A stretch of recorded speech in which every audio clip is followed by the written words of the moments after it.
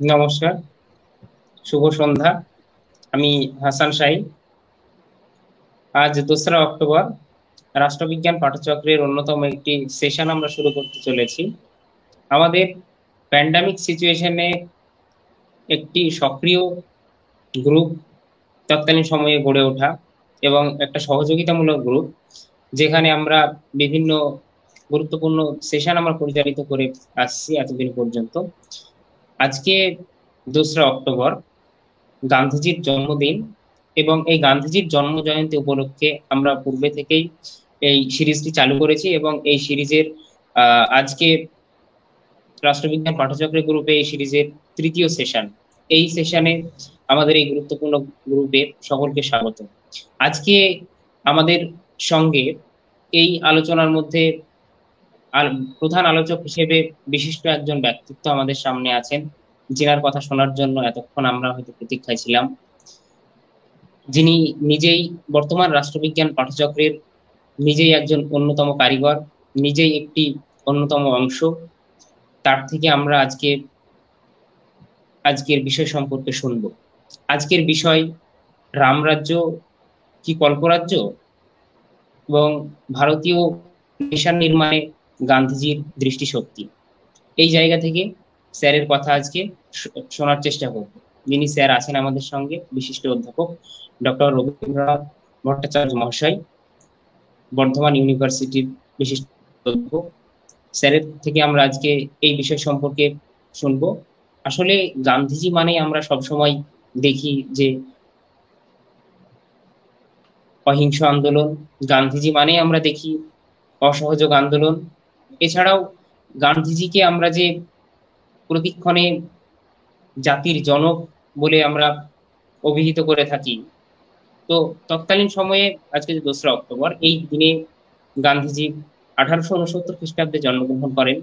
তৎকালীন সমাজ তথা শুধু এই ভারতবর্ষ যে পরাধীন এটাই নয়, যে সময়ে ভারতের জন্য গান্ধীজি থেকে শুরু করে আমাদের সুভাষচন্দ্র থেকে শুরু করে যদি তাদের কথা দেখি বা তৎকালীন সমাজ ব্যবস্থাটার কথা দেখি, শুধু ভারতবর্ষই নয়, টোটাল পৃথিবীটা তথা বিশ্বটা কিন্তু একটা টালমাটাল পরিস্থিতির মধ্যে আছে।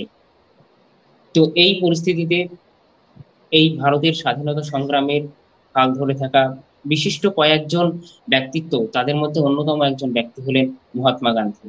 এই মহাত্মা গান্ধী, যে সবসময় আমরা মহাত্মা গান্ধীকে বিভিন্ন অসহযোগ আন্দোলন থেকে শুরু করে অহিংস আন্দোলন থেকে শুরু করে বিভিন্ন জায়গায় দেখি, আজকে শুধু এতদিন শুনে এসেছি যে গান্ধীজি হলেন আমাদের জাতির জনক।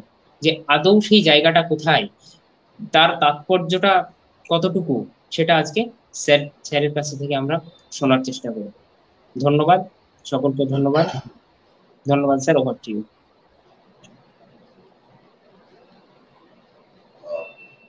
শুভ সন্ধ্যা। আজকের দিনের গুরুত্ব অপরিসীম। আজ থেকে ঠিক 130 বছর আগে আজকের দিনে জন্মগ্রহণ করেছিলেন মহাত্মা গান্ধী, যার সম্পর্কে আলবার্ট আইনস্টাইন বলেছিলেন, generations to come will scarce believe that such a one as this, ever in flesh and blood, walked upon this earth. পরবর্তী প্রজন্মের মানুষেরা বিশ্বাসই করবে না যে এরকম একটা রক্ত মাংসের মানুষ পৃথিবীতে হেঁটে চলে বেড়াবে। রাষ্ট্রবিজ্ঞান পাঠচক্রকে অনেক ধন্যবাদ যে আজকের দিনে তারা আমাকে একটা চিন্তা সমৃদ্ধ বিষয়, রামরাজ্য কি কল্পরাজ্য, ভারতীয় নেশন নির্মাণে গান্ধীর দৃষ্টিশক্তি অর্থাৎ ভিশন নিয়ে বলবার সুযোগ করে দিয়েছে। কেন আমি নেশন কথাটার বাংলা করলাম? রবীন্দ্রনাথ তার আত্মশক্তি গ্রন্থের নেশন কি প্রবন্ধে লিখছেন, স্বীকার করিতে হইবে বাংলায় নেশন কথা প্রতিশব্দ নাই। চলিত ভাষায় সাধারণত জাতি বলিতে বর্ণ বুঝায়, এবং জাতি বলিতে ইংরেজিতে যাহাকে রেস বলে তাহাও বুঝাইয়া থাকে। আমরা জাতি শব্দ ইংরাজি রেস শব্দের প্রতিশব্দরূপী ব্যবহার করিব এবং নেশনকে নেশনই বলিব। নেশন এবং ন্যাশনাল শব্দ বাংলায় চলিয়া গেলে অনেক অর্থদ্বৈধ ভাবদ্বৈধের হাত এড়ানো যায়। তো স্বয়ং রবীন্দ্রনাথ যখন এই কথা বলেছেন, সুতরাং অর্থদ্বৈধ ভাবদ্বৈধের এড়ানোর জন্য আমিও নেশন শব্দের কোনো প্রতিশব্দ দেব না। আমি নেশনকে নেশন ভাবি কথাটি বলবো বা চিত্রিত করব। নেশন নির্মাণ একটা অপরিহার্য ধারণা, কিন্তু একটা বিতর্কিত ধারণাও বটে।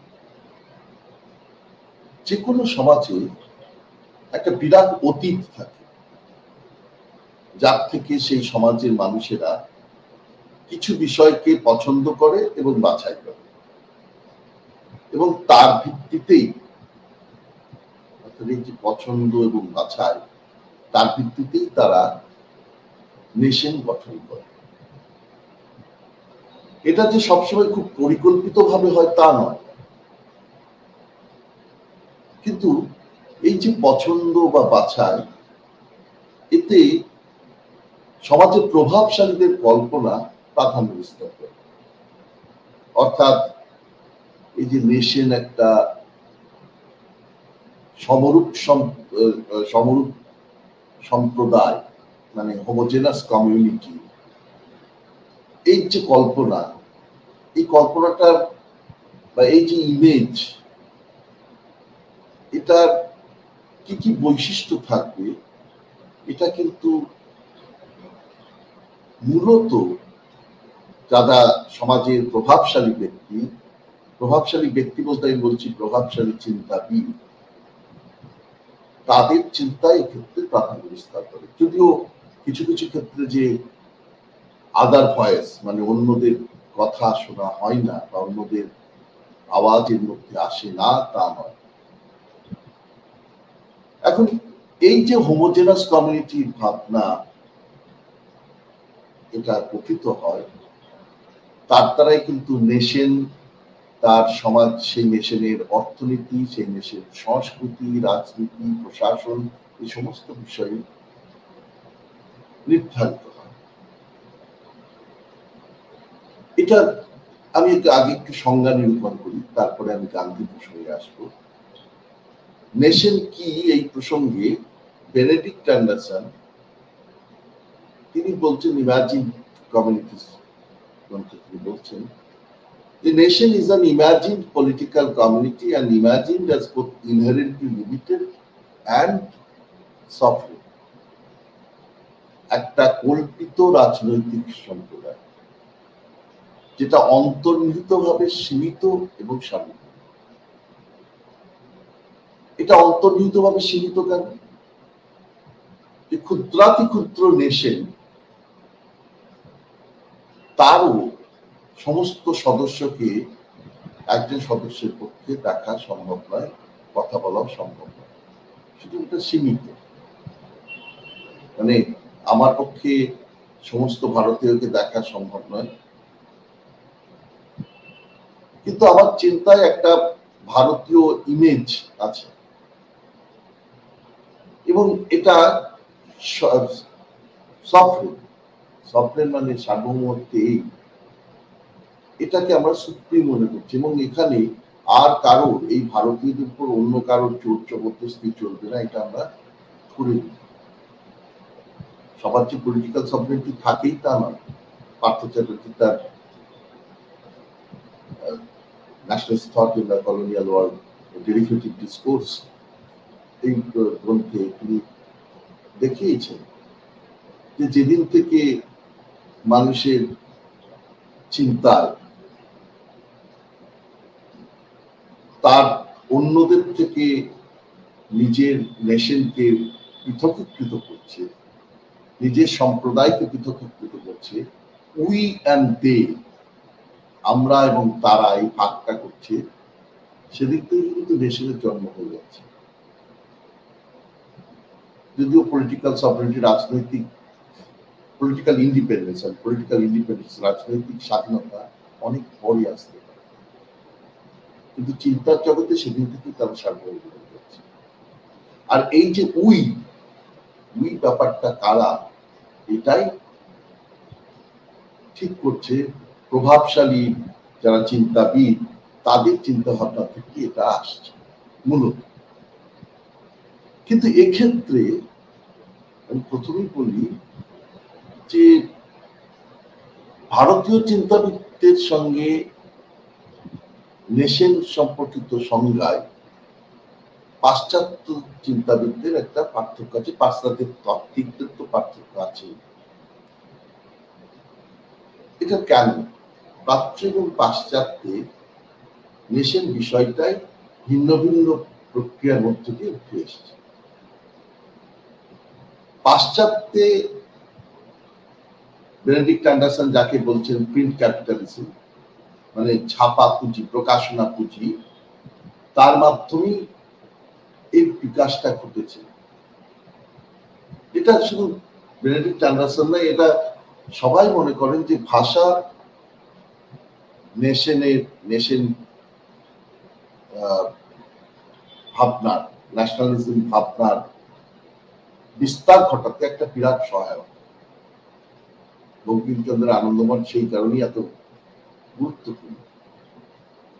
একটা মানুষের মধ্যে আমি অন্যের কথা জানবো কি করে, যতক্ষণ না আমি তার ভাব, তার ধারণা, সেগুলো আমি জানতে পারছি। এবং সেক্ষেত্রে ছাপা পুঁজি বা প্রকাশনা পুঁজি, যেটা প্রিন্ট ক্যাপিটালিজম, তার একটা গুরুত্ব থাকে। এবং ইউরোপে এটা সত্যি কথায় ভাষার ভিত্তিতে নেশন রাষ্ট্র গঠনের অনেক আগে হয়ে গেছে। এবং স্প্যানিশরা স্পেন দেশ পেয়েছে, পর্তুগিজরা পর্তুগাল দেশ পেয়েছে, ইটালিয়ান ভাষার যারা কথা বলে ইতালীয় ভাষায় তারা ইটালি পেয়েছে, জার্মান ভাষায় যারা কথা বলে তার জার্মান নেশন গঠন হয়েছে বা জার্মানি দেশ। এবং এখানে ওয়ান নেশন ওয়ান স্টেট হয়েছে। সেখানে আরো বিষয় হচ্ছে, সেখানে ধর্মটাও এক ছিল, কোনো ভেদই নেই। একমাত্র আমরা ইংল্যান্ডে এসে দেখি আইরিশ ভাষা, যদিও সেটা ইংলিশ, কিন্তু চাটগাঁয়ের বাংলার আমাদের বাংলার যেরকম তফাৎ, ঠিক তেমনি আইরিশ ইংলিশ আর ইংলিশের মধ্যে সেই তফাৎ, ইংরেজদের ইংরেজির মধ্যে ঠিক সেই তফাৎ। আয়ারল্যান্ডের একটা স্বাধীনতার জন্য দীর্ঘদিনের লড়াই, সেটা চলেছে। এটা ইদানিংকালে এখন আমরা সে ববি স্যান্ডার্সের কথা জানি যে বহুদিন অনশন করে মারা গেছিল। তো এটা একটা ইউরোপের যে প্রক্রিয়া, সেখানে নেশনটা ভাষার ভিত্তিতে গড়ে উঠেছিল রাষ্ট্র গঠনের অনেক আগে। কিন্তু ঔপনিবেশিক দেশগুলোতে কিভাবে, ঔপনিবেশিক দেশগুলো যার মধ্যে ভারতও আছে, সেখানে মূলত মানে ঔপনিবেশিক শক্তির সঙ্গে লড়াই করতে গিয়ে, স্বাধীনতার লড়াই করতে গিয়ে একটা ন্যাশনালিজমের বিকাশ ঘটে। এই যে যারা লড়াই করছে, এদের নিজেদের মধ্যে কিন্তু অসংখ্য বিভেদ ছিল, যেটা আমরা জানি। ইন্ডিয়াতে অসংখ্য ভাষাগত, ধর্মগত, জাতিগত, মানে জাতি বলতে আমি রেস বলছি, তারপরে নৃতাত্ত্বিক, নৃকৌলিক যে সমষ্টি বা নৃকৌলিক সম্প্রদায়, মানে কিছু মানুষ তারা, যাদের আমরা বলি শিডিউল ট্রাইবস, তারা আছেন, এবং জেনারেল পিপল আছে, সাধারণ মানুষ আছে। নানা বিভেদ ছিল, কিন্তু তারা সবাই মিলে একসঙ্গে লড়ত।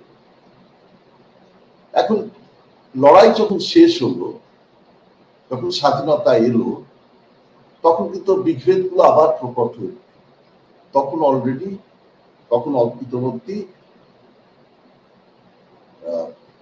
রাষ্ট্রের যে রাষ্ট্র ক্ষমতা, সেটা হস্তান্তরিত হয়ে গেছে। সুতরাং রাষ্ট্রের হাতেই দায়িত্ব পড়লো নেশনকে বিল্ড আপ করা, অর্থাৎ এই যে হোমোজেনাস কমিউনিটি, সমরূপ সম্প্রদায়, একটা কিরকম ভাবে করে তুলবো, এটার দায়িত্ব হলো রাষ্ট্রের। গান্ধী এর সময় পরে জীবিত ছিলেন না, 1948 সালেই তিনি চলে যান। অর্থাৎ স্বাধীনতা পরবর্তীকালে খুব অল্প সময় তিনি 47-এর 15ই আগস্ট থেকে 48-এর 31শে জানুয়ারি কতটুকু সময়। সুতরাং গান্ধীর যে চিন্তা ভাবনা সেটা কিন্তু স্বাধীনতার সময় যে চিন্তা ভাবনা সেইটা ধরেই আমাদের আলোচনা করছি বা করব। এখন এখানে এটা মাথায় রাখতে হবে, গান্ধী 90 ভলিউম লিখেছিলেন, তার জীবনী মানে প্রতি মুহূর্তে উদ্বুদ্ধ করে কিভাবে চলতে হবে, কিভাবে কথা বলতে হবে, কিভাবে আচরণ করতে হবে। সুতরাং এইরকম একটা বিরাট জীবনকে, তার ভিশনকে খুব অল্প সময়ের মধ্যে নিয়ে আসা ক্ষেত্রে খুবই দুরূহ কাজ। আমি এর সীমাবদ্ধতা প্রথমেই স্বীকার করে নিচ্ছি যে আমার পক্ষে সব জায়গাটা বলা সম্ভব হবে না, যেটুকু সম্ভব হবে সেটুকু। কিন্তু এইটা মাথায় রাখতে হবে যে স্বাধীনতা আন্দোলনের সময় থেকে, যে কেন স্বাধীনতা আন্দোলন, কেন স্বাধীনতার আন্দোলনের অনেক আগে থেকে ভারতীয় চিন্তাবিদরা ব্রিটিশ শাসনকালে যে সমরূপ সম্প্রদায় বা হোমোজেনাস কমিউনিটি চিন্তা শুরু করেছিলেন, অর্থাৎ রামমোহন থেকে শুরু করে নেহেরু পর্যন্ত, এদের মূল লক্ষ্য ছিল কিন্তু একটা সামাজিক গুণন, মানে সোশ্যাল ফ্যাব্রিক। কাপড়ের যেমন একটা ফ্যাব্রিক থাকে যে একটা একটা সুতো, একটা সামাজিক ফ্যাব্রিক মানে সোশ্যাল ফ্যাব্রিক বা সামাজিক গুণন তৈরি করে, যার উপর ভিত্তি করে একটা নতুন রাজনৈতিক ব্যবস্থা গড়ে ওঠে। গান্ধী ঠিক সেটাই করতে চেয়েছেন। তার যদি রাজনৈতিক, নৈতিক, দার্শনিক চিন্তা যা তিনি স্বাধীনতা সংগ্রামের পটভূমিকায় উপস্থাপিত করেছিলেন, তার মূল লক্ষ্য ছিল এই সামাজিক গুণন তৈরি করা, যাতে স্বায়ত্ত শাসনের যে কেন্দ্রগুলো আছে তার ক্ষমতার পরিসর প্রকাশিত হয়।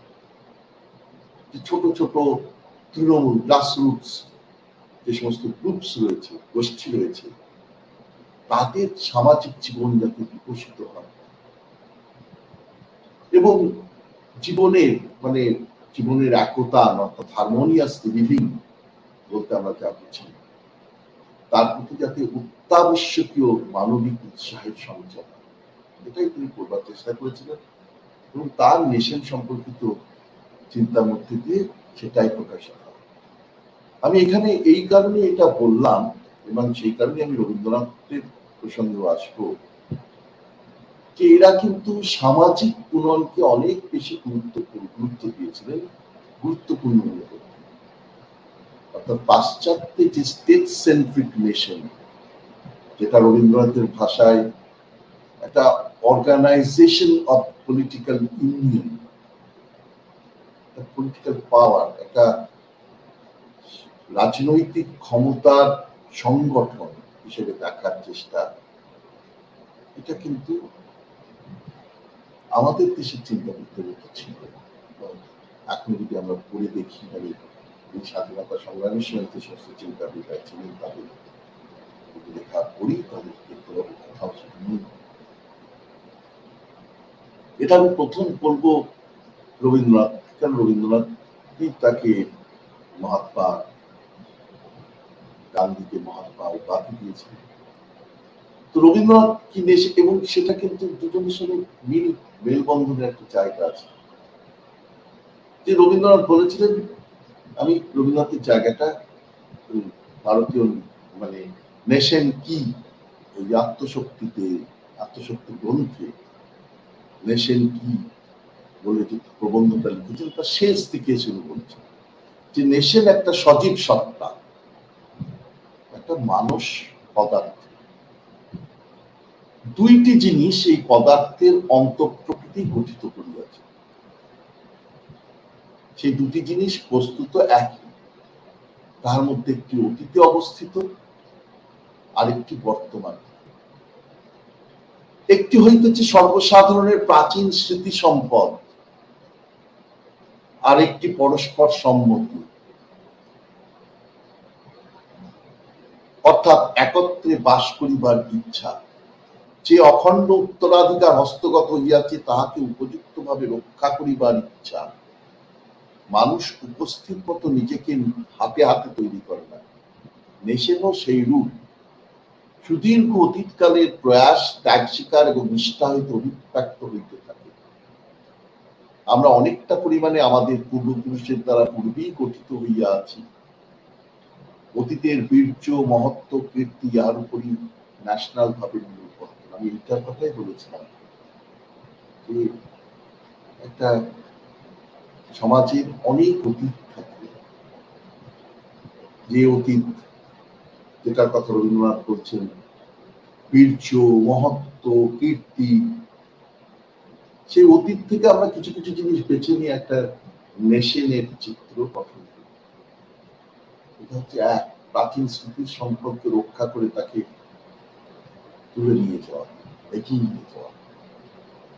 এবং দ্বিতীয়ত হচ্ছে পরস্পর সম্মতি, একত্রে বাস করিবার ইচ্ছা, সবাই মিলে বাস করছি, মিলেমিশে থাকবার ইচ্ছা, এটা নেশনের ক্ষেত্রে বড় ব্যাপার। এই দুটো ব্যাপার রবীন্দ্রনাথ করছেন।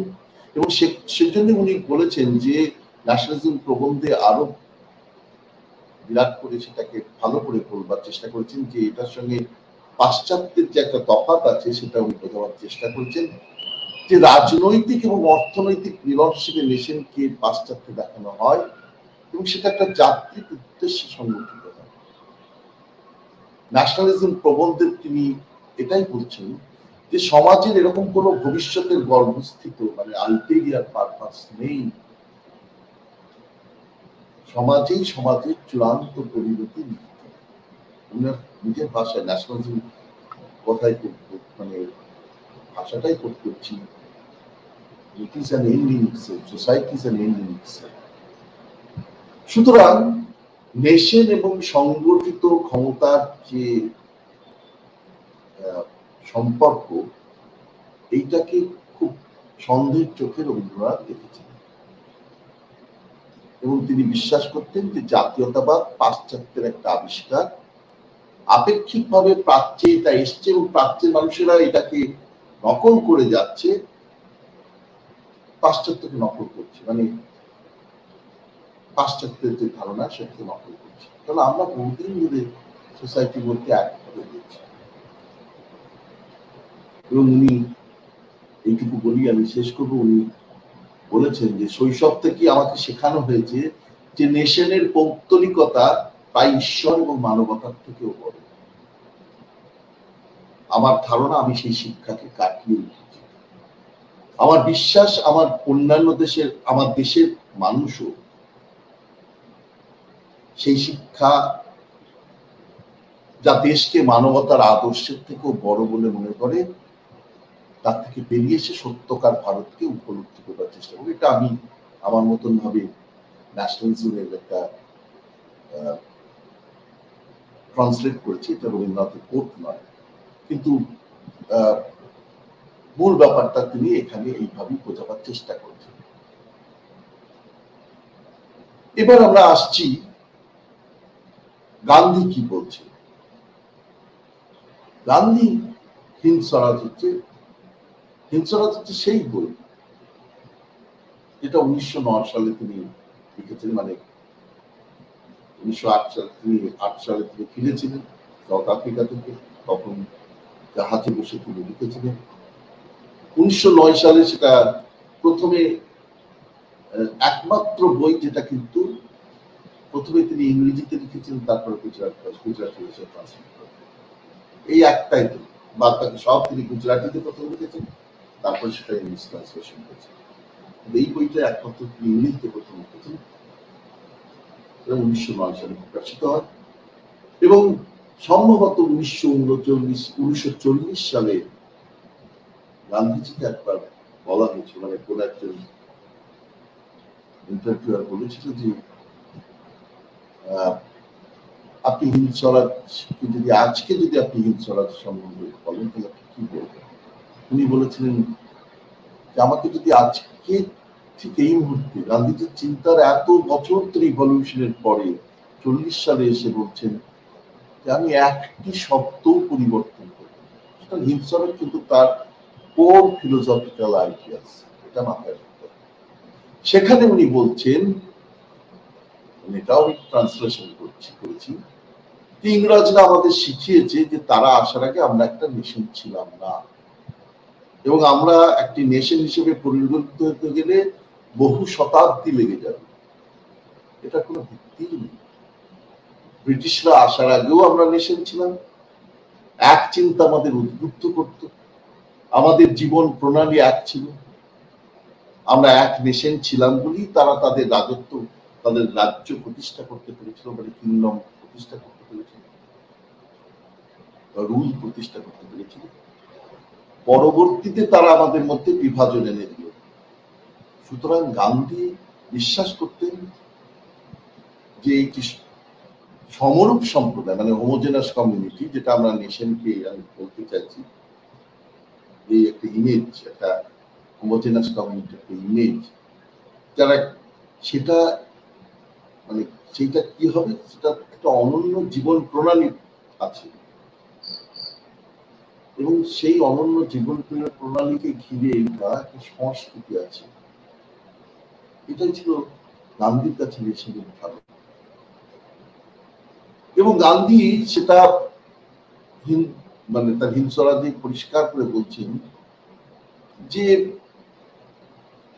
ইন্ডিয়া একটা আনডিভাইডেড ল্যান্ড, মানে প্রকৃতির দ্বারা অখণ্ড একটা ভূমি ছিল, ভালো, এবং অ্যানসেস্টররা, আমাদের পূর্বপুরুষেরা সেইভাবেই দেখেছিল, এবং সেটা দেখেই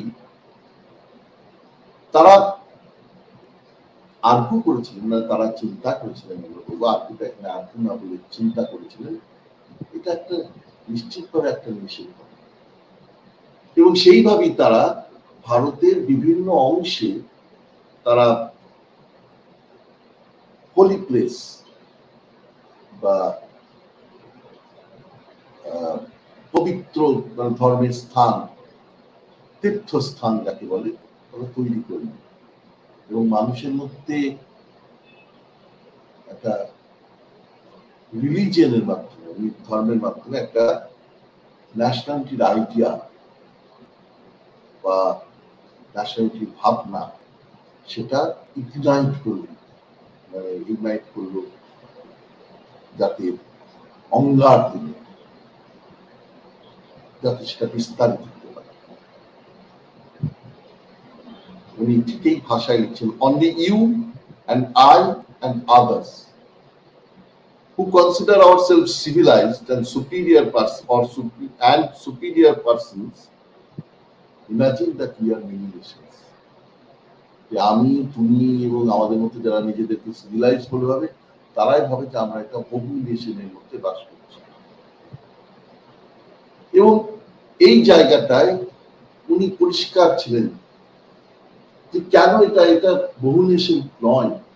আমি আস্তে আস্তে সেই জায়গাটায় আসবো, যে এখানে ডিফারেন্ট বহু ধর্ম বাস করছে বলে এটা যে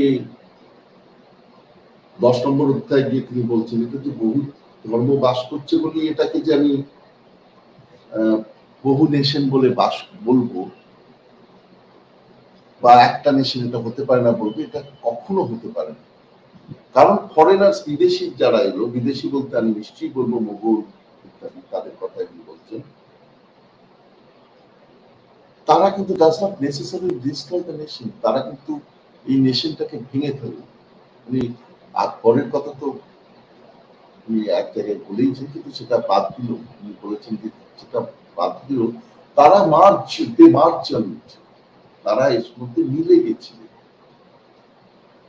যখন এইরকম একটা অবস্থা আসে, তখনই একটা দেশ একটা নেশনে রূপান্তরিত হয়। অর্থাৎ একটা দেশের অ্যাসিমিলেশনের এইরকম একটা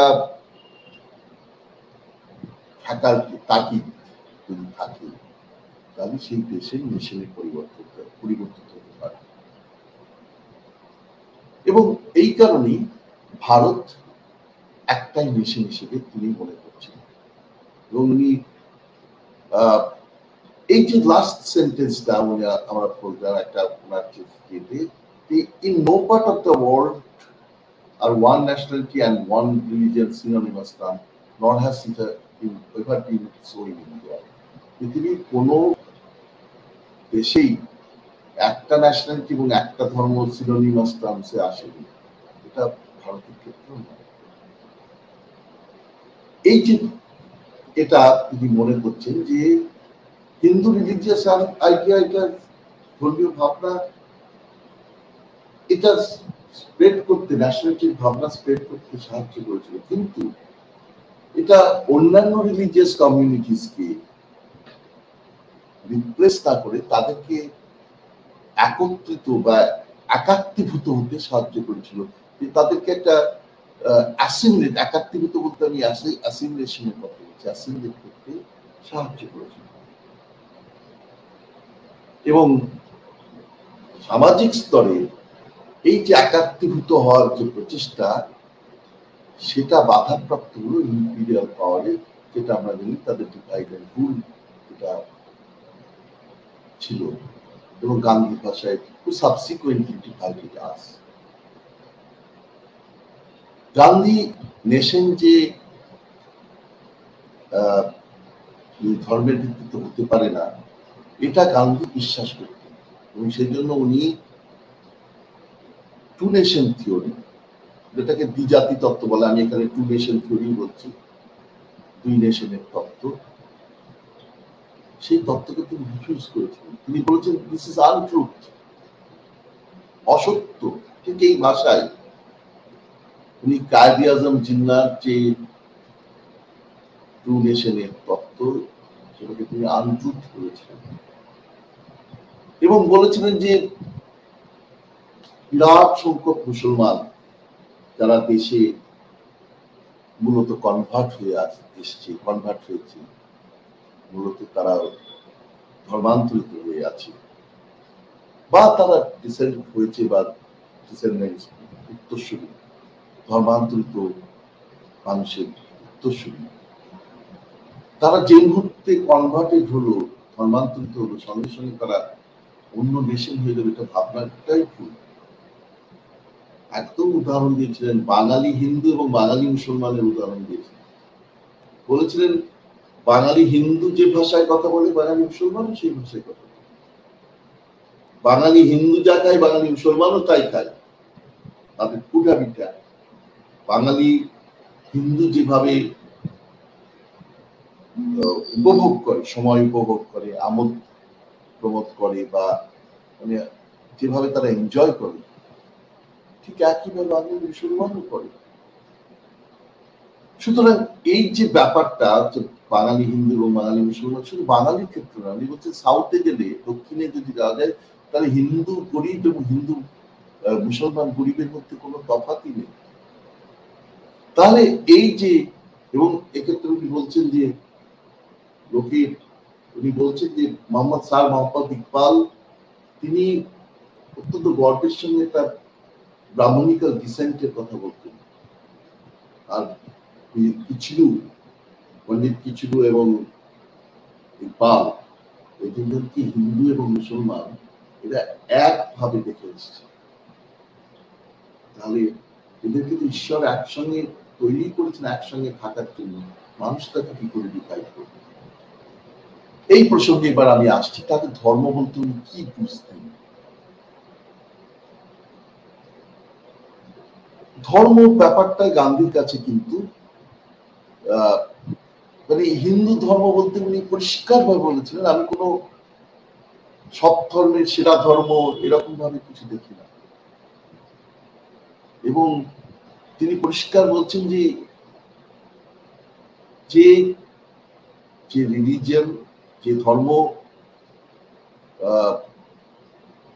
মানে হিন্দু ধর্ম বলতে আমি সেই ধর্মকে বুঝি যা হিন্দুত্বকে অতিক্রম করে এবং অদ্রবণীয় ভাবে, ইনডিসলভেবলি অদ্রবণীয় ভাবে সত্যের সঙ্গে বদ্ধ করে এবং চিত্তকে পরিশুদ্ধ করে। অর্থাৎ রিলিজিয়ন বা ধর্ম তার কাছে ছিল বেসিক এলিমেন্টস অফ হিউম্যানিটি, মানবতার মুখ্য উপাদান, কোনো প্রাইম সেক্ট নয়, কোনো নির্দিষ্ট কোনো গোষ্ঠী বা স্পেস, স্যাংটিটি অফ কমিউনিকেশন, এটাই ছিল তার কাছে। এটা কোনো সেক্ট কোনো গুরুত্ব পেত না। হিন্দু একটা সেক্ট, মুসলিম একটা সেক্ট, তিনি মনে করতেন এদের সবার মধ্যে একটা sanctity of communication between no one and the truth আছে। সবাই একটা জানবার ইচ্ছা করছে, যে উপরওয়ালাকে জানবার ইচ্ছা করছে। No one and the truth, যেটাকে গড, ট্রুথ, এগুলো সব তিনি ইউনিফাইড, মানে একটা সিনোনিম হিসেবে, প্রতিরূপ, সমরূপ হিসেবে ভাবতেন, সিনোনিম হিসেবে ভাবতেন, সমার্থক শব্দ হিসেবে ভাবতেন। যে সত্য এবং সত্যকে জানার যে প্রচেষ্টা যে করছে, এই দুজনের মধ্যে একটা যোগাযোগের যে পবিত্রতা, সেটাকে গুরুত্ব আরোপ করে ধর্ম। আমি সত্যকে জানতে চাইছি, ধর্ম সেটাকে গুরুত্ব আরোপ করে। এবং তিনি পরিষ্কার করে লিখেছিলেন যে to me God is truth and love, God is ethics and morality, God is fearlessness, God is the source of light and life, and yet He is above and beyond all these. God is conscience. আজকে তিনি এই কথাগুলো খুব গুরুত্ব আছে। Last কথাটা উনি বলছেন, He is even the atheism of the atheist. Gandhi প্রচন্ডভাবে ধর্মবিশ্বাসী ছিলেন, কিন্তু তিনি বলছেন এমনকি এথিস্টেরও, নিরীশ্বরবাদীরও, নিরীশ্বরবাদের প্রতি যে দায়বদ্ধতা, যে চূড়ান্ত ভাবে যদি সেই দায়বদ্ধতা, সেই সত্যকে মেনে চলতে পারে, সেটাই ঈশ্বর। ঈশ্বর আলাদা কিছু নয়। ও যে ওই দায়বদ্ধতাটাকে মেনে চলছে, his even the atheism of the atheist. একটা চূড়ান্ত ক্ষেত্রে বিরাট বিপদে পড়ে তখন ধর্মের শরণাপন্ন যদি না হয়ে, সে যদি তখনও সেটাকে মনে করে না এটা কিছুই না, সেটাই ঈশ্বর। সুতরাং রিলিজিয়নকে তিনি মনে করতেন different path to come to single point, একটা নির্দিষ্ট লক্ষ্যে পৌঁছানোর অসংখ্য লক্ষ্য। মানে আমার ঠিক এই মুহূর্তে শ্রীরামকৃষ্ণের যত মত তত পথ মনে করছে, যে গান্ধী সেই কথা একদম এই কথাই বলেছেন, যে different roads to arrive at or to converge to the same point, একটা লক্ষ্যে পৌঁছানো। এরপর আমরা আসছি যে তাহলে এই হিউম্যান অ্যাফেয়ার্সে, টোটাল হিউম্যান অ্যাক্টিভিটিতে রিলিজিয়নের প্রকাশ থাকা দরকার, ধর্মের প্রকাশ দরকার। এবং উনি গান্ধী কখনো মনে করতেন না যে ধর্ম ছাড়া রাজনীতি। ধর্ম বলতে এই মানবতার উপাদান, যে কথাগুলো আমি এক্ষুনি বললাম, ধর্ম বলতে বারবারই বলছি, হিন্দু, মুসলমান, খ্রিস্টান এইসব কথা না ভেবে মানবতার যে মুখ্য উপাদান, যেটা সব ধর্মই সমান বলে সেটাকে ভাবা দরকার। যে উনি বলছেন যে I cannot conceive politics as diverse from religion. Religion বিচ্ছিন্ন, ধর্ম বিচ্ছিন্ন কোনো রাজনীতি আমি ভাবতেই পারি না। এবং আমাদের জীবনের প্রত্যেকটি কাজে ধর্মের প্রভাব থাকা প্রয়োজন। কোন সেক্টেরিয়ানিজমের কথা আমি বলছি না। ইট মিনস, ঠিক এই ভাষা, it means a believe in ordered moral government of the universe. বিশ্বের যে শৃঙ্খলিত নৈতিক শাসন, বিশ্বের যে শৃঙ্খলিত নৈতিক শাসন, তাতে বিশ্বাসী ধর্ম। এবং এই জায়গা থেকেই তিনি রামরাজ্যতে আসেন, মানে তিনি রাজনৈতিক শক্তিতে বিশ্বাস করতেন, কারণ তিনি মনে করতেন যে রাজনৈতিক শক্তি একটা কোনো এন্ড হতে পারে না, এটা সবসময় মানুষকে বিভিন্ন জীবনের বিভিন্ন কল্যাণকর জায়গায় পরিস্থিতিতে পৌঁছে দেওয়ার একটা উপায়। এবং আমরা পলিটিক্যাল পাওয়ার পেয়ে কি করি, ন্যাশনাল রিপ্রেজেন্টেটিভদের মাধ্যমে লাইফকে রেগুলেট করবার চেষ্টা করি। তিনি বলছেন যদি ন্যাশনাল লাইফটাই এত নিখুঁত হয়ে যায় যেখানে কাউকে রেগুলেট করবারই দরকার পড়বে না। যদি এমন কোনো হয় যেখানে রিপ্রেজেন্টেশনের কোনো প্রয়োজন নেই, প্রতিনিধিত্বের কোনো প্রয়োজন নেই, প্রত্যেকে নিজেকে মানে প্রত্যেকে স্বনিয়ন্ত্রিত থেকে অন্যের দ্বারা সে অন্যের কাছে নো সাবমিশন আর নো এক্সপ্লয়টেশন, কারো কাছে বশ্যতা স্বীকারও করবে না এবং কাউকে শোষণ করবার চেষ্টা করবে না। এই যে অবস্থা তিনি পরিষ্কার করে দেওয়া, there is then a state of enlightened anarchy, তখন আসে একটা আলোকোদ্দীপ্ত অ্যানার্কি, নৈরাজ্য কিন্তু আলোকোদ্দীপ্ত নৈরাজ্য। তিনি বিরাট বিতর্ক হয়ে গেছিল গান্ধী নৈরাজ্যবাদী। গান্ধী বলছেন, গান্ধী নিজেই বলেছেন বেনারস ইউনিভার্সিটি স্টুডেন্টদের কাছে 1916 সালে গিয়ে বলেছেন, তাদের সামনে গিয়ে বলেছিলেন যে 1916 নয় বোধহয় আরেকটু 1916 সাল কি আরেকটু পরের দিকে হয়, বেনারস ইউনিভার্সিটি স্টুডেন্টদের সামনে বলেছিলেন যে আমি anarchist but of another sort, আমি নৈরাজ্যবাদী কিন্তু অন্য ধরনের। ঠিক একই কথা উনি লিখছেন ইয়াং ইন্ডিয়াতে 31 সালে, যেখানে উনি বলছেন there is then a state of enlightened anarchy, একটা আলোকোদ্দীপ্ত নৈরাজ্য থাকে, আর এই আলোকোদ্দীপ্ত নৈরাজ্য হচ্ছে তার রামরাজ্য।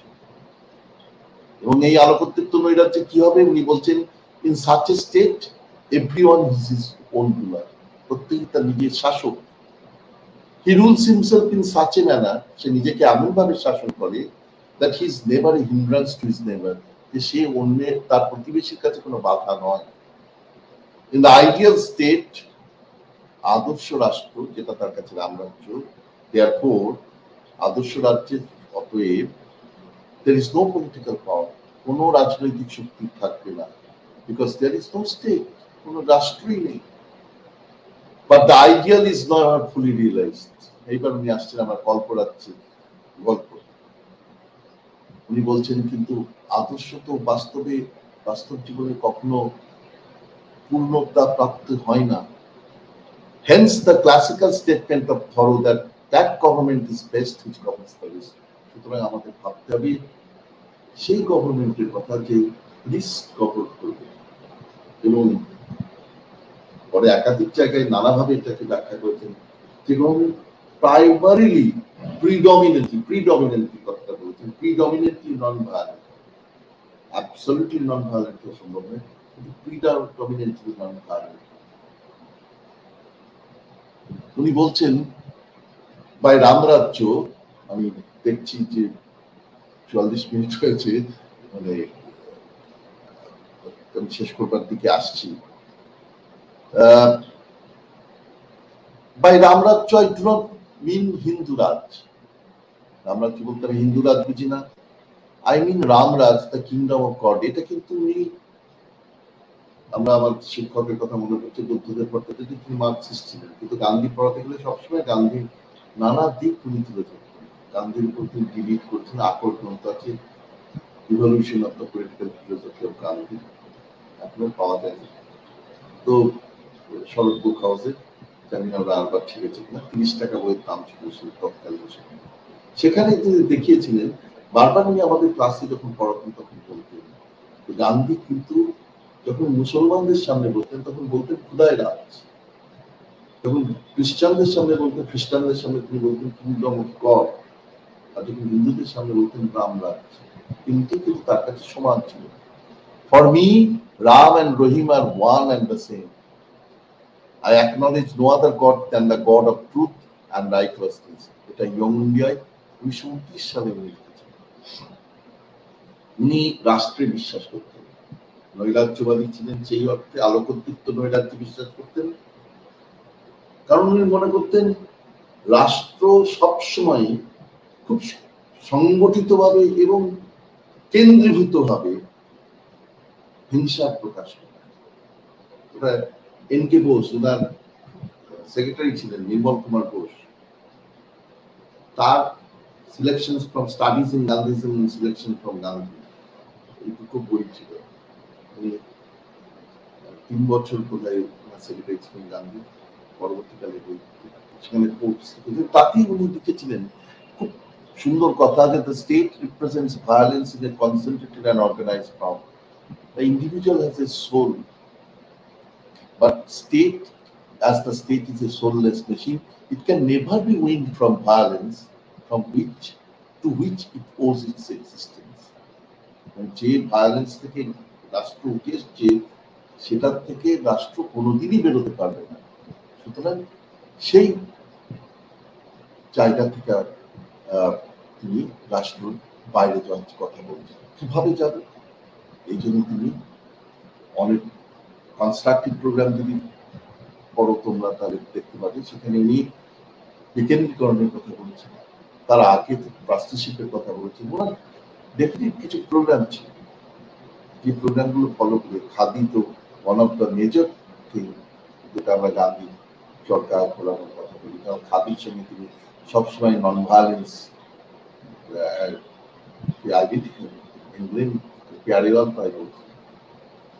এবং এই যে বিকেন্দ্রীকরণের কথা তিনি বলতেন, যে বিকেন্দ্রীকরণের একমাত্রই ক্ষমতার হাত থেকে আমাদের বাঁচাতে পারে। আর এই কারণে রামরাজ্যের যে কল্পনা করেছিলেন সেটা কিরকম হবে, একটা মহাসাগরীয় বৃত্ত হবে, oceanic circle of self sufficient villages, স্বয়ং সম্পূর্ণ গ্রামের মহাসাগরীয় বৃত্ত। মহাসাগরীয় বৃত্ত কেমন কি, একটা পুকুরে ঢিল ফেললে বিপুল চলতে শুরু করে, ঢেউগুলো মধ্যখান থেকে বৃত্তটা এগিয়ে যায়। উনি বলছেন একটা মহাসাগরের যেন বৃত্ত আস্তে আস্তে স্প্রেড করে যাচ্ছে, এটা সেলফ সাফিসিয়েন্ট বা স্বয়ংসম্পূর্ণ গ্রামের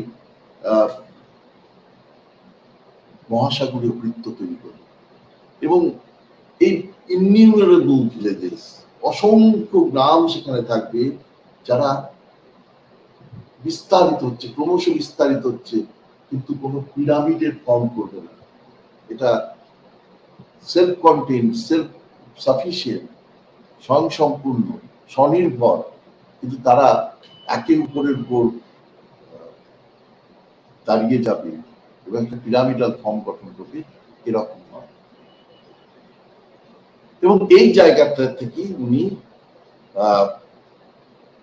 এই ওশেনিক সার্কেলকে উনি প্রস্তুতপক্ষে রামরাজ্যের যদি চেহারা দিকে একটা decentralise oceanic circle of self sufficient villages. সুতরাং আমাদের এটা মাথায় রাখতে হবে যে গান্ধী রামরাজ্যের কল্পনা ছিল এইরকম একটা ফ্রিডম, নন ভায়োলেন্স কন্ডিশন, যেটা স্টেটের বাইরে গিয়ে there will be no state because state is not needed। মানে খুব ভালো করে দেখলে এটা বোঝা যায় যে মার্ক্সের সঙ্গে এই জায়গাটায় তার কোনো তফাৎ নেই। মার্ক্স হয়তো ইন্ডাস্ট্রিয়াল সোসাইটির কথা বলেছেন, উনি হয়তো ভিলেজের কথা বলেছেন, কারণ উনি মনে করতেন লার্জ ইন্ডাস্ট্রি সবসময় God has given us two hands to toil, আমাদের শ্রম দেওয়ার, God never saves for morrow, পরের দিনের জন্য ঈশ্বর কখনো সঞ্চয় করেন না, আমরা হাত দিয়ে কেটে খাবো। অর্থাৎ মূলত এটা আমরা, আমার মনে হয় যে আমাদের দেশের যে লেবার কনসেন্ট্রেটেড বহু জনসংখ্যা, এই জায়গাতে দাঁড়িয়ে যাতে লেবার কনসেন্ট্রেটেড ইকোনমির কথা ভাববার চেষ্টা করেছে। কিন্তু যে জায়গাটার কথা আপনি বলছেন যে একটা মার্কস একটা লাভহীন সমাজের কথা বলেছিলেন আর গান্ধী একটা লোভহীন সমাজের কথা বলেছেন, মানে তফাৎ এই জায়গায় যে উনি একটা লাভহীন সমাজের কথা বলেছেন আর লাভটা আছে লোভ থেকে, গান্ধী সেই লোভটাকে দূর করতে চেয়েছেন, লোভহীন সমাজের কথা বলেছেন। এখন এই যে জায়গা, এইটা মাথায় রেখে আমাদের বলতে হবে, কিন্তু এটা পূর্ণভাবে আসা সম্ভব নয়, এটা উনি নিজেও জানতেন এবং সেই কারণে উনি বলতেন যে প্রিডমিনেন্টলি এই যে একটা গভর্নমেন্ট যদি এন্টায়ারলি নন ভায়োলেন্ট বা সম্পূর্ণভাবে যদি অহিংস না হতে পারে তাহলে আমি প্রিডমিনেন্টলি একটা নন ভায়োলেন্ট সোসাইটির কথা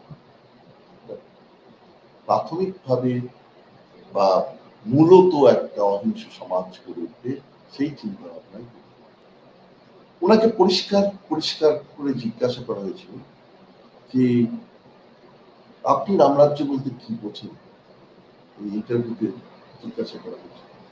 সম্ভবত এটা মানে আমার এই মুহূর্তে ওই ইন্টারভিউটার কার্ড সেটা থিসিসে আছে সেটা আমি মনে করতে পারছি না, এখন অনেকদিন আগে পড়া, কিন্তু সেখানে আমি গান্ধী নেশন বিল্ডিং এর উপরে থিসিস করেছিলাম, পিএইচডি থিসিস করেছিলাম মহিলা ভট্টাচার্যের কাছে। তো তাতে ওকে যখন জিজ্ঞেস করা হয় মানে গান্ধী এবং Nehru comparative study of nation building in India, Gandhi আর Nehru comparative study, Thomas Pantham এবং রুডলফ যতজন আমার এক্সামিনার ছিলেন, মহিলা ভট্টাচার্য ছিলেন। তো সেখানে রামরাজ্য নিয়ে জিজ্ঞাসা করা হয়েছিল যে হোয়াট ইজ রামরাজ্য। উনি সেখানে বলেছিলেন যে এটা হচ্ছে kingdom of god on earth, ঈশ্বরের রাজ্য, পৃথিবীতে ঈশ্বরের রাজ্য, এবং সেখানে এমন একটা পারফেক্ট ডেমোক্রেসি, এমন একটা পূর্ণ গণতন্ত্র যেখানে অধিকার অনধিকারের উপর ভিত্তি করে গড়ে ওঠা বা বর্ণের উপর ভিত্তি করে গড়ে ওঠা বা রেস বা জাতির ভিত্তিতে গড়ে ওঠা বা ক্রিড বা বিশ্বাসের উপর ভিত্তিতে গড়ে ওঠা বা সেক্স লিঙ্গের ভিত্তিতে গড়ে ওঠা সমস্ত অসাম্য উবে যাবে, জাস্ট ভ্যানিশ হয়ে যাবে। এবং এখানে ল্যান্ড অ্যান্ড এই যে হবে রাজ্য হবে, এই রামরাজ্য, এটা init land and state belong to the people. এখানে জমি, ভূমি এবং রাষ্ট্র দুই মানুষের কাছে থাকবে। জাস্টিস ইজ ফ্রম, ন্যায় খুব দ্রুত হবে, পারফেক্ট অ্যান্ড চিপ, সেটা খুব পূর্ণাঙ্গ হবে এবং সেটা খুব সস্তা হবে। and therefore there is freedom of worship, speech and the press. সেখানে ফ্রিডম অফ ওয়ারশিপ থাকবে, ফ্রিডম অফ স্পিচ থাকবে, ফ্রিডম অফ প্রেস থাকবে এবং reign of self imposed law and moral restrict. আর স্বনিয়ন্ত্রিত আইনের ভিত্তিতে নৈতিক নিয়ন্ত্রণ থাকবে। এই যে বিষয়টা, এইটা আমরা এটার থেকে নিয়ে এসেছিলেন যে এরকম করতে গেলে কি দরকার, তার সর্বোদয়ের কনসেপ্টে যে generation of power from within, মানুষের মধ্যে সেই শক্তির বিকাশ করতে হবে এবং যতক্ষণ পর্যন্ত সেটা ফ্রম বিলো, একদম নিচু স্তরের মানুষের মধ্যে সেই ক্ষমতার, সেই শক্তির যদি বিকাশ না ঘটে তাহলে এই ইমানসিপেশন সম্ভব নয়, এই মুক্তি সম্ভব নয়। সুতরাং গান্ধীর যে রামরাজ্য সেটা বেসিক্যালি একটা ইমানসিপেটরি কনসেপ্ট, একটা মানে মুক্তিদায়ী ধারণা, পাওয়ার ফ্রম উইদিন সেটা জেনারেট করবে।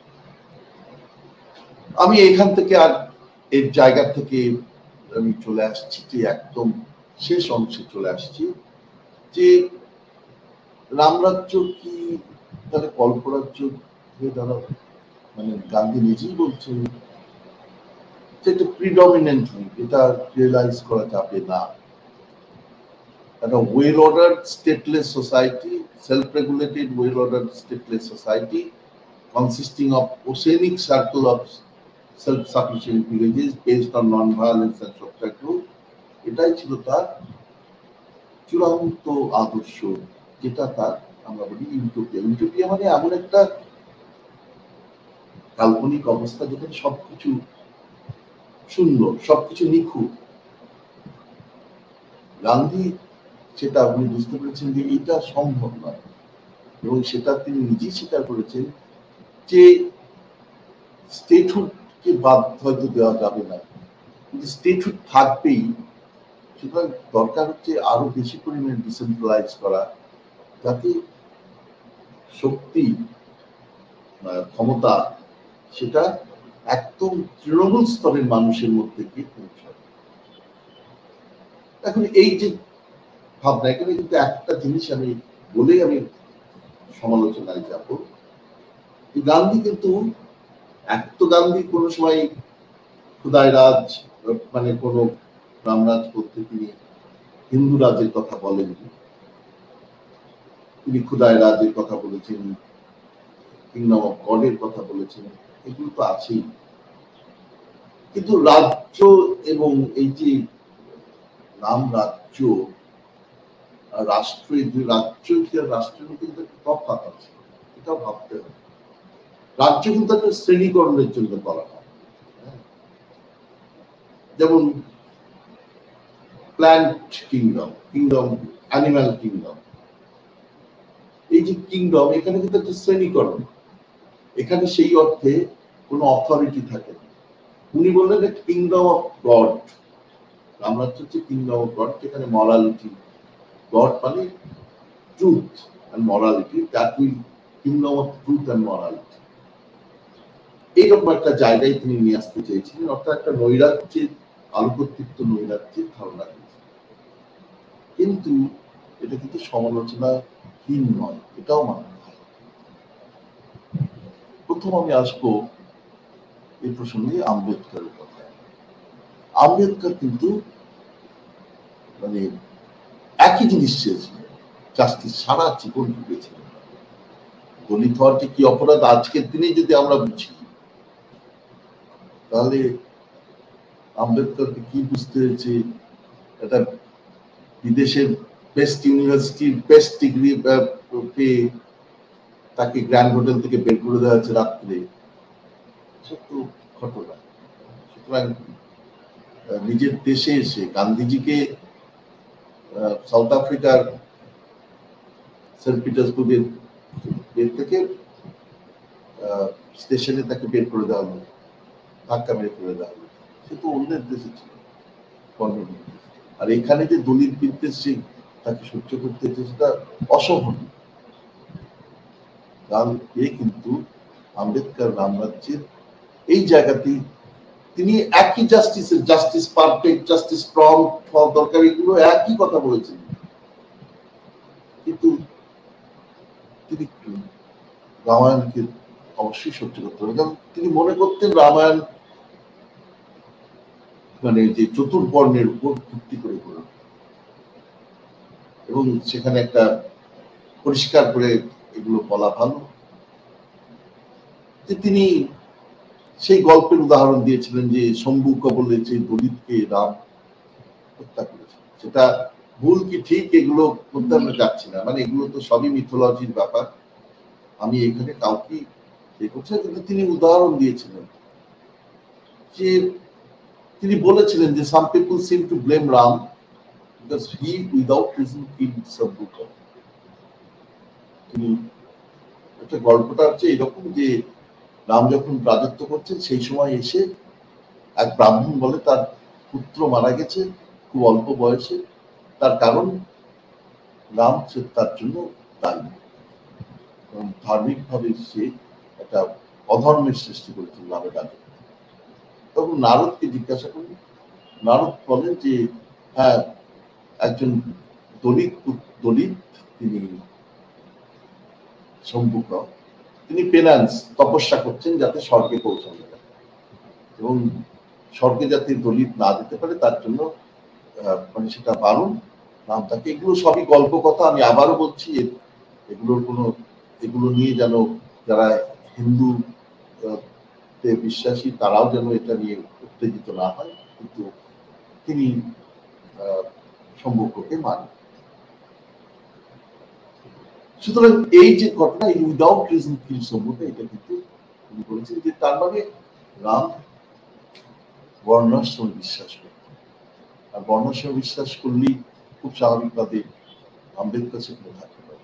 সুতরাং আম্বেদকর রামায়ণের সমালোচনা করেছিলেন, এবং সেই কারণে তিনি এই চতুর্বর্ণ, যেহেতু রাম সেটাকে মেনে নিয়েছিলেন, সুতরাং রামরাজ্য এই জিনিসটা, রামরাজ্য যে পারফেক্ট ছিল, এই জায়গাটাকে তিনি জাস্টিস প্রম্পট হতে পারে, কিন্তু জাস্টিস কার, জাস্টিস কার জন্য জাস্টিস দেওয়া ছিল, এইটার কথা কিন্তু বলেছেন রাম। সেটা ভুল হতে পারে, সেটা ঠিক হতে, কিন্তু আম্বেদকরের এই সমালোচনা ছিল, অর্থাৎ রাম রেফারেন্সটাই, মানে খুদাইরাজ নিয়ে কোনো বিয়ে নেই, কিংডম অফ গড নিয়ে বলার, কিন্তু রাম রাজ্য যখন আমি বলছি, আমি যদি ঈশ্বরের রাজ করতাম তাহলে কিছু নেই, কিন্তু তিনি যখন রাম রাজ করেছেন তখন তার মানে তিনি বর্ণাশ্রম বিশ্বাসী, এইটা আম্বেদকর তুলে ধরবার চেষ্টা করেছেন। দ্বিতীয় আর একটা ব্যাপার যেখানে বলা দরকার, সেটা বলে আমি সমালোচনাটা করে আমি বলবো, তারপরে আমি শেষ ইভালুয়েশন পয়েন্টে আসবো, যে আলটিমেটলি রামরাজ্য কি একটা স্টেট অফ গভর্নমেন্ট, একটা সুশাসনের প্রতিশ্রুতি। রামরাজ্য মানে হচ্ছে একটা সুশাসনের প্রতিশ্রুতি। এখন এই সুশাসন, এটা যে কার স্বার্থে এই সুশাসন, মানে আমি অন্য কারোর প্রতিবশ্যতাও স্বীকার করছি না, আমি অন্য কাউকে শোষণও করছি না, এটা কে ঠিক করবে? আমি তো ঠিক করছি। Who will decide that? এবং নিচ্ছে তো এরকম জায়গাতেও এসছেন যে যদি মরালিটিকে যদি এইরকম জায়গায় নিয়ে যাওয়া হয় যে পাওয়ার উইদিন, সেটা আলটিমেটলি নিচ্ছে চূড়ান্ত শক্তি, হিটলারীয় শক্তিরও জন্ম। অর্থাৎ আমি যদি স্বনিয়ন্ত্রিত থাকছি, এটা আমি বুঝবো কি করে? অর্থাৎ আমি ঠিক করছি যে আমি প্রতিবেশীকে শোষণ করছি না, এবং আমি প্রতিবেশীর বশ্যতাও স্বীকার করছি না, কারোরই প্রতিবেশী মানে কেন কারোরই বশ্যতা স্বীকার করছি না, কাউকে আমি হস্তক্ষেপ করছি না।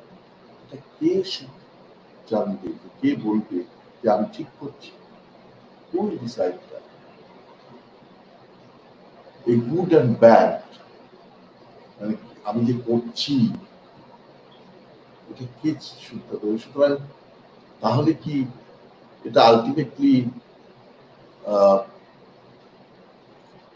মানে রুলার, আলটিমেটলি কোন রুলার যে স্টেটের কথা আমি বলছি, সেই স্টেটই ডিসাইড করবে যে কোনটা ভালো কোনটা মন্দ, এবং সেক্ষেত্রে গিয়ে সেই আবার সেই ক্ষমতার কেন্দ্রীকরণের জায়গায় গিয়ে পৌঁছে।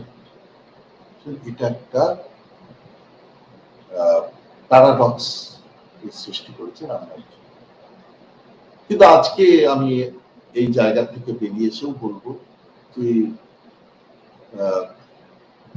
দুটো কথা বলে আমি শেষ করব। একটা হচ্ছে যে আমি 2004 সালে বোধহয় অস্ট্রেলিয়ার ক্যানবেরা ইউনিভার্সিটিতে নন ভায়োলেন্স, তো সেটা পরবর্তীকালে আমাদের ডিপার্টমেন্ট থেকে পরিবারবাবু একটা বই বের করছিলেন, সেখানে আমার পেপারটাও আছে, কিন্তু আমি সে পেপারটা অস্ট্রেলিয়ান ন্যাশনাল ইউনিভার্সিটি ক্যানবেরাতে প্রেজেন্ট করেছি হিউম্যান রিসোর্স সেন্টার। যখন আমি ফিরে আসছি সেই সময়ে রাশিয়াতে একটা টেররিস্ট, আমি এয়ারপোর্টে কোথা দিয়ে আসছিলাম আমার ঠিক এখন মনে করছে না, সিডনি টুডনি কোনো জায়গায় পাবে, সেখানে আছি, তখন হঠাৎ করে দেখতে পেলাম খবরের কাগজে যে রাশিয়াতে সেই সময় 2004 সালে হয়েছিল একটা বাচ্চা ছেলেদের স্কুলের মধ্যে কিছু টেররিস্ট গিয়ে 450 বাচ্চাকে শেষ পর্যন্ত মেরে ফেলা হয়েছে। মানে তাদের সবাই মারা যায়নি, কিন্তু অধিকাংশ মারা গেছিল, কারণ ওই টেররিস্টদের পুতিন বলেছিলেন যে তাদেরকে বাঁচতে দেবে। সুতরাং তারা করেছিল কি, তারা ওই বাচ্চাদেরকে গ্যাস দিয়ে মেরে ফেলেছিল। কিন্তু তখনও সেই ঘটনাটা হয়নি, তখন আলটিমেটামের পর্যায়ে চলছে। তখন আমার মনে হয়েছিল যে আমি এত একটা ইমোটিভ ওয়েতে আমি একটা আবেগপ্রবণ ভাবে একটা বলে এলাম, একটা হিউম্যান রিসোর্স সেন্টারে এত চর্চা হলো, কি লাভ সারা পৃথিবী যদি না হয়। এটা কিন্তু একটা আমার মনের মধ্যে মতপ্রতিকার সৃষ্টি করেছে। কিন্তু তার পাশাপাশি এটাও সত্যি কথা যে খুব তীব্রভাবে যদি প্রয়োগ করা যায়, যেটা যে অ্যাবিউজ যে হয় না তা নয়, তবে অহিংসা কিন্তু একটা বড় শক্তি, এটা অনস্বীকার্য। মানে নানাভাবেই অহিংসা, জেনারেল স্মার্টের বিরুদ্ধে যখন সাউথ আফ্রিকায় আন্দোলন করেছিলেন গান্ধী, তখন নিজের জীবন দিয়ে তিনি দেখিয়েছিলেন। তার সামনে দাঁড়িয়ে পুলিশের মার লাঠিচার্জ, জেনারেল স্মার্টের বাহিনীর সামনে দাঁড়িয়ে তিনি তার আইডেন্টিটি কার্ড দিয়ে গান্ধী ছবিটাতে আছে যে তাকে মারলো, মাথাটা তুলে মাথায় আঘাত পাওয়া সত্যি তিনি যেখানে পোড়ানো হচ্ছে সেই বাক্সে দিয়ে তার শক্তি আছে। আর সেই শক্তির তো সারা জীবন ধরে উনি চর্চা করে গেছেন। আমরা তো ঠিক চর্চা করি না। আমরা বৈষ্ণব জনত, যেটা ওনার বিখ্যাত গান, যেটা উনি পছন্দ করতেন, খুব গানটা পছন্দ করতেন, বৈষ্ণব জনত ট্রেনে গিয়ে যে পীর পাড়ায় যাবে, আমরা এই চর্চা কোনদিন করি না। চর্চা মানে আমি বলছি চর্চা করেছি, কিন্তু চর্চার মধ্যে যে চর্চার মধ্যে ছিল মানে গান্ধী সারা জীবন এটা চর্চা করে এসছে, মানে পালন করে এসছে। তাতে কোনো সময় তাকে তার পুত্র তার বাড়ি ছাড়া হয়ে গেছে। আমাদের মনে হচ্ছে মাই ফাদার গান্ধী দেখার পর গান্ধীর বিরুদ্ধে আমার রাগও হয়েছে যে তার ছেলে দেবদাস কিরকম অবস্থায় ঘুরে বেড়াচ্ছে। হরিরাম গান্ধী, হীরালাল গান্ধী বলে দিয়েছিলেন। হীরালাল গান্ধী কি অবস্থা হয়েছে, হীরালাল গান্ধী সেই অবস্থার জন্য তাকে তিনি মানে গান্ধী যেদিন মারা গেছে তাকে তিনি একটা খেতে পাচ্ছে না, একটা ইয়ের দোকানে গেছে, মিঠাইয়ের দোকানে গেছে। দোকানওয়ালা বললো আজকাল শোকের দিন, তুমি এসছো একটা খেয়ে নাও, কিন্তু আমি দোকান বন্ধ করে দিচ্ছি। তুমি কেন, কি হয়েছে? বললো গান্ধী মারা গেছে। Nobody knows that he is the son of Gandhi. তো কিন্তু নিজে এইরকম স্যাক্রিফাইসের লেভেলে, কারণ দুবার হীরালাল গান্ধীকে তিনি ইংল্যান্ডে পাঠানোর যে স্টাইপেন্ডের দায়িত্ব নিয়েছিলেন, তিনি নিজের ছেলেকে পাঠাবেন না বলে সেই সুযোগ অন্যকে দিয়ে দিয়েছেন। দ্বিতীয়বার যখন দিব তখন হীরালাল গান্ধী সেখানে এরকম নিজের স্যাক্রিফাইস, এই যে চর্চা, এটা খুব কঠিন। এই কঠিন চর্চার মধ্যে আমরা কেউ থাকি না। সুতরাং আমাদের সেই বিশ্বাস নেই, যারা এই চর্চার মধ্যে থাকবে, যারা নন ভায়োলেন্সে বিশ্বাস করে, যাদের এই চর্চা আছে, তারা নিশ্চয়ই গান্ধী দর্শনকে, গান্ধী নিশ্চিতভাবে একটা দর্শন, সেই দর্শন একটা অল্টারনেটিভ সোসাইটি, একটা বিকল্প সমাজের চিন্তা তাদের মধ্যে উদ্বুদ্ধ করে, এবং তারা ভাবে। আমি কিছুদিন আগে আশিস কোঠারি যে ইকোস্বরাজ, আমাদের ইন্ডিয়ার যে গ্রুপ ন্যাচারাল ডিজাস্টার রিসার্চ গ্রুপে আশিস কোঠারি বক্তা, আশিস কোঠারি খুব ফেমাস ম্যান, তার বক্তৃতার চেয়ারপারসন ছিলেন। তো এই ইকোস্বরাজের কথা ওরা এখন ভাবছে যে ছোট ছোট নেটওয়ার্কে সারা পৃথিবী স্বরাজ তৈরি করবে। এটা তারা বিশ্বাস করে, তারা চর্চার মধ্যে আনতে, সেই চর্চার মধ্যে নেই। সুতরাং এই পর্যন্ত বলেই গান্ধীর প্রতি শ্রদ্ধা জানিয়ে আজকে আমার বক্তব্য শেষ করছি। অনেক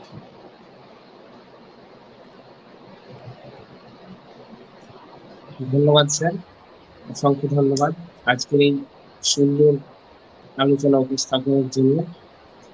তো আজকের স্যার যে দীর্ঘ সময় ধরে একটা বিষয়কে সুন্দরভাবে আলোচনা করলেন, এই বিষয়ের প্রেক্ষিতে যদি কারোর কোনো প্রশ্ন থাকে এখানে লিখে অবশ্যই কমেন্ট বক্সে করতে পারেন।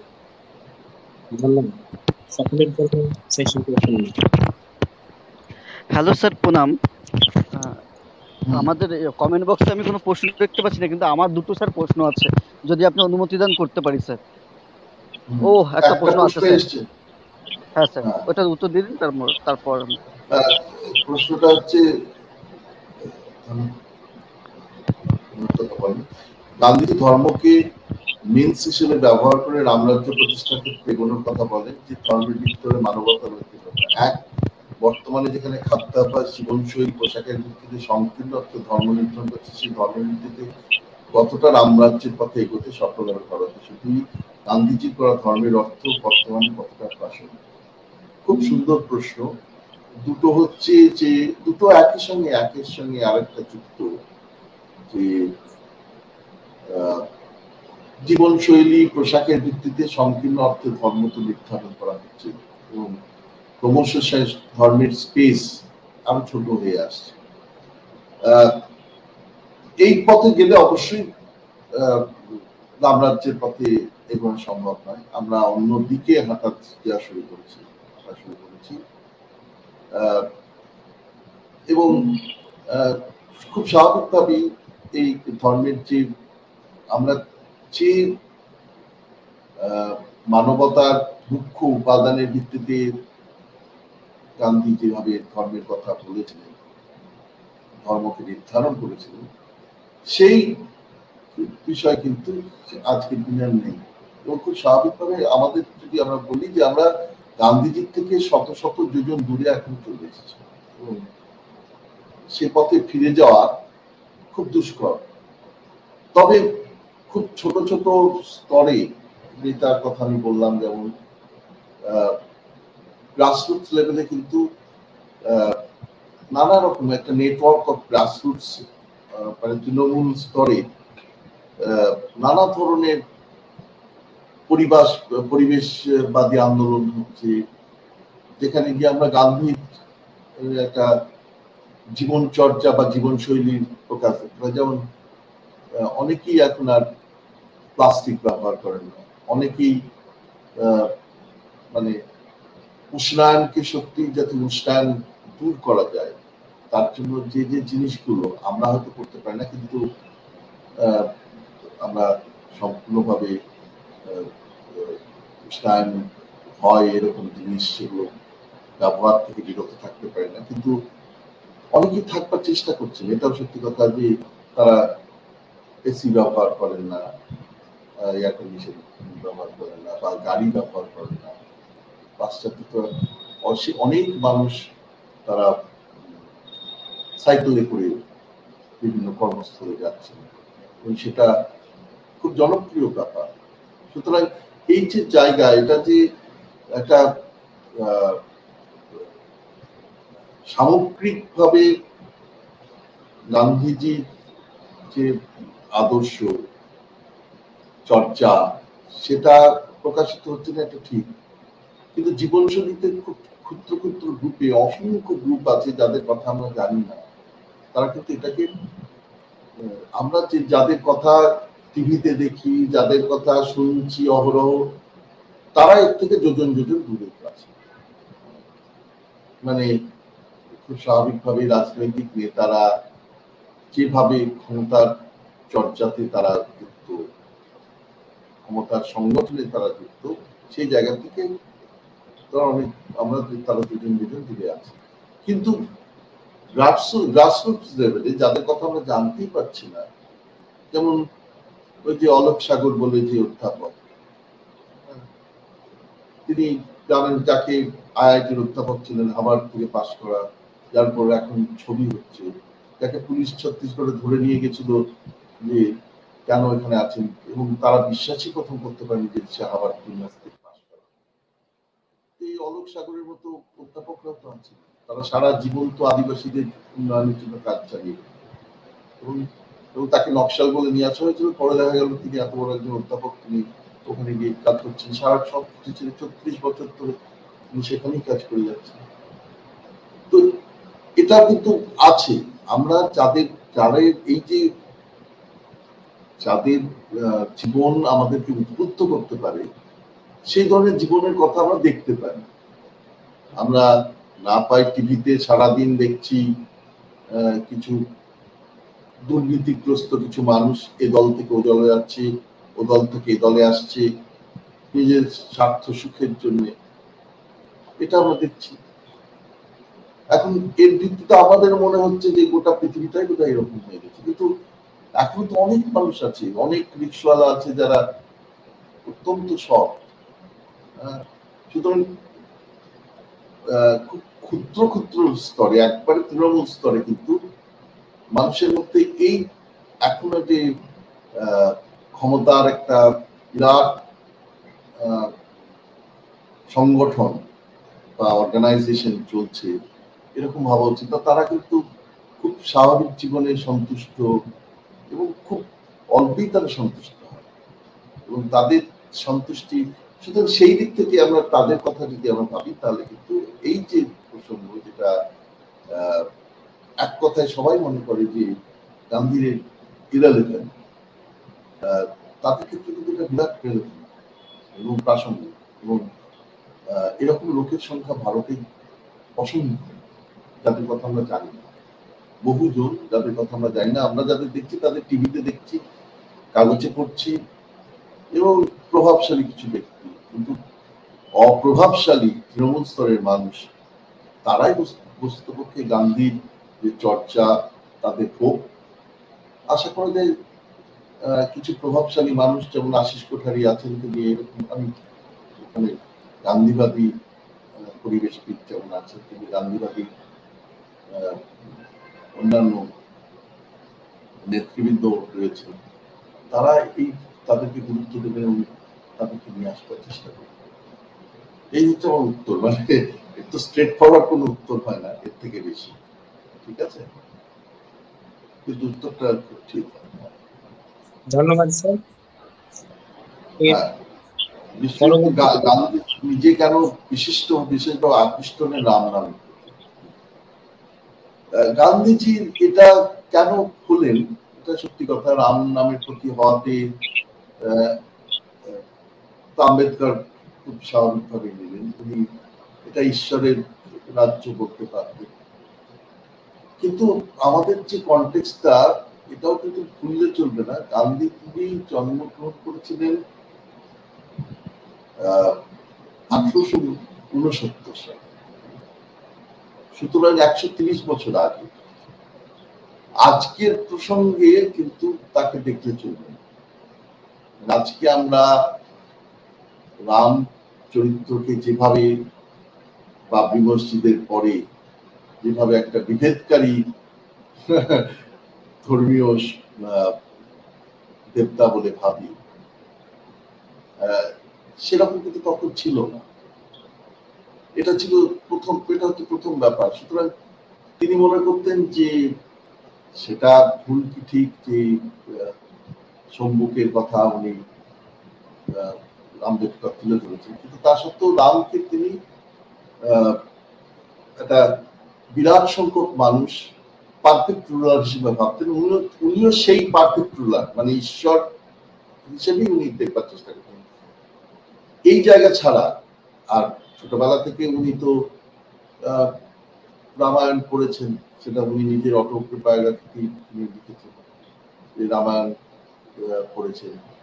রামায়ণের প্রতি যেমন শিশু বেলায় আমরা রামলীলা, আমরা আমাদের ছোটবেলায় আমরা রামলীলা দেখেছি নানাভাবে। রামলীলা এখনো উত্তরপ্রদেশে, মানে উত্তর নর্থ ইন্ডিয়াতে খুব পপুলার। সুতরাং সেটাতে খুব একটা পারিপার্শ্বিক যে কালচার, সেটা তাকে অনেকটাই এই রাম নামের প্রতি আকৃষ্ট করেছিল। যদিও হয়তোবা ঈশ্বরের রাজত্ব বললে আজকে এই প্রশ্নটাই আসতো না, মানে বিশ্বজিতের যে প্রশ্ন, কেন তিনি রাম নামের প্রতি আকৃষ্ট, কিন্তু রাম তার কাছে ছিল ঈশ্বর, এবং ঈশ্বর তখন রাম ভারতের বিরাট অংশের মানুষ রামকেই ঈশ্বর হিসেবে মানত এবং পারফেক্ট রুলার, এবং একই সঙ্গে রামায়ণের পারফেক্ট রুলার হিসেবে দেখানো হয়েছে। এই কারণেই তিনি ছোটবেলা থেকে একটা চর্চা ছিল রামায়ণের প্রতি, রামায়ণ তিনি পাঠ করেছিলেন। তার সঙ্গে সাংস্কৃতিক পরিস্থিতিতে রামকে একটা পারফেক্ট রুলার হিসেবে দেখানো হতো এবং ঈশ্বর তো বটেই, তাই রাম নামের প্রতি আকৃষ্ট হয়েছিল। যদিও পরবর্তীকালে সেটা অন্যভাবে বিশ্লেষিত হয়, এখন রাম নাম কিভাবে বিশ্লেষিত হচ্ছে সেই প্রসঙ্গ দিয়ে কিন্তু গান্ধীর রাম নামের প্রতি রামরাজ্যকে বিশ্লেষণ করা উচিত নয়, সেটা আমি মনে করছি।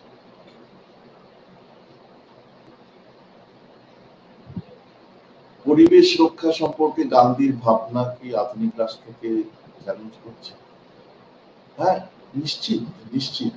কারণ গান্ধী তো, আমি ওই আশিস কোঠারির সেই বক্তৃতার তিনি মনে আছে, আমি নিজে কিছু করবার জন্য গান্ধীর পরিবেশ চিন্তার জন্য তিনি মুম্বাইয়ের তৎকালীন সময়ে তিনি বলেছিলেন যে তিনি বোম্বেতে বলেছিলেন, বোম্বেতে এখন মুক্ত হাওয়া পেতে গেলেও তখনকার সময়, সেটা বোধ হয় উনি বলেছিলেন 1890 এরকম সময়, যে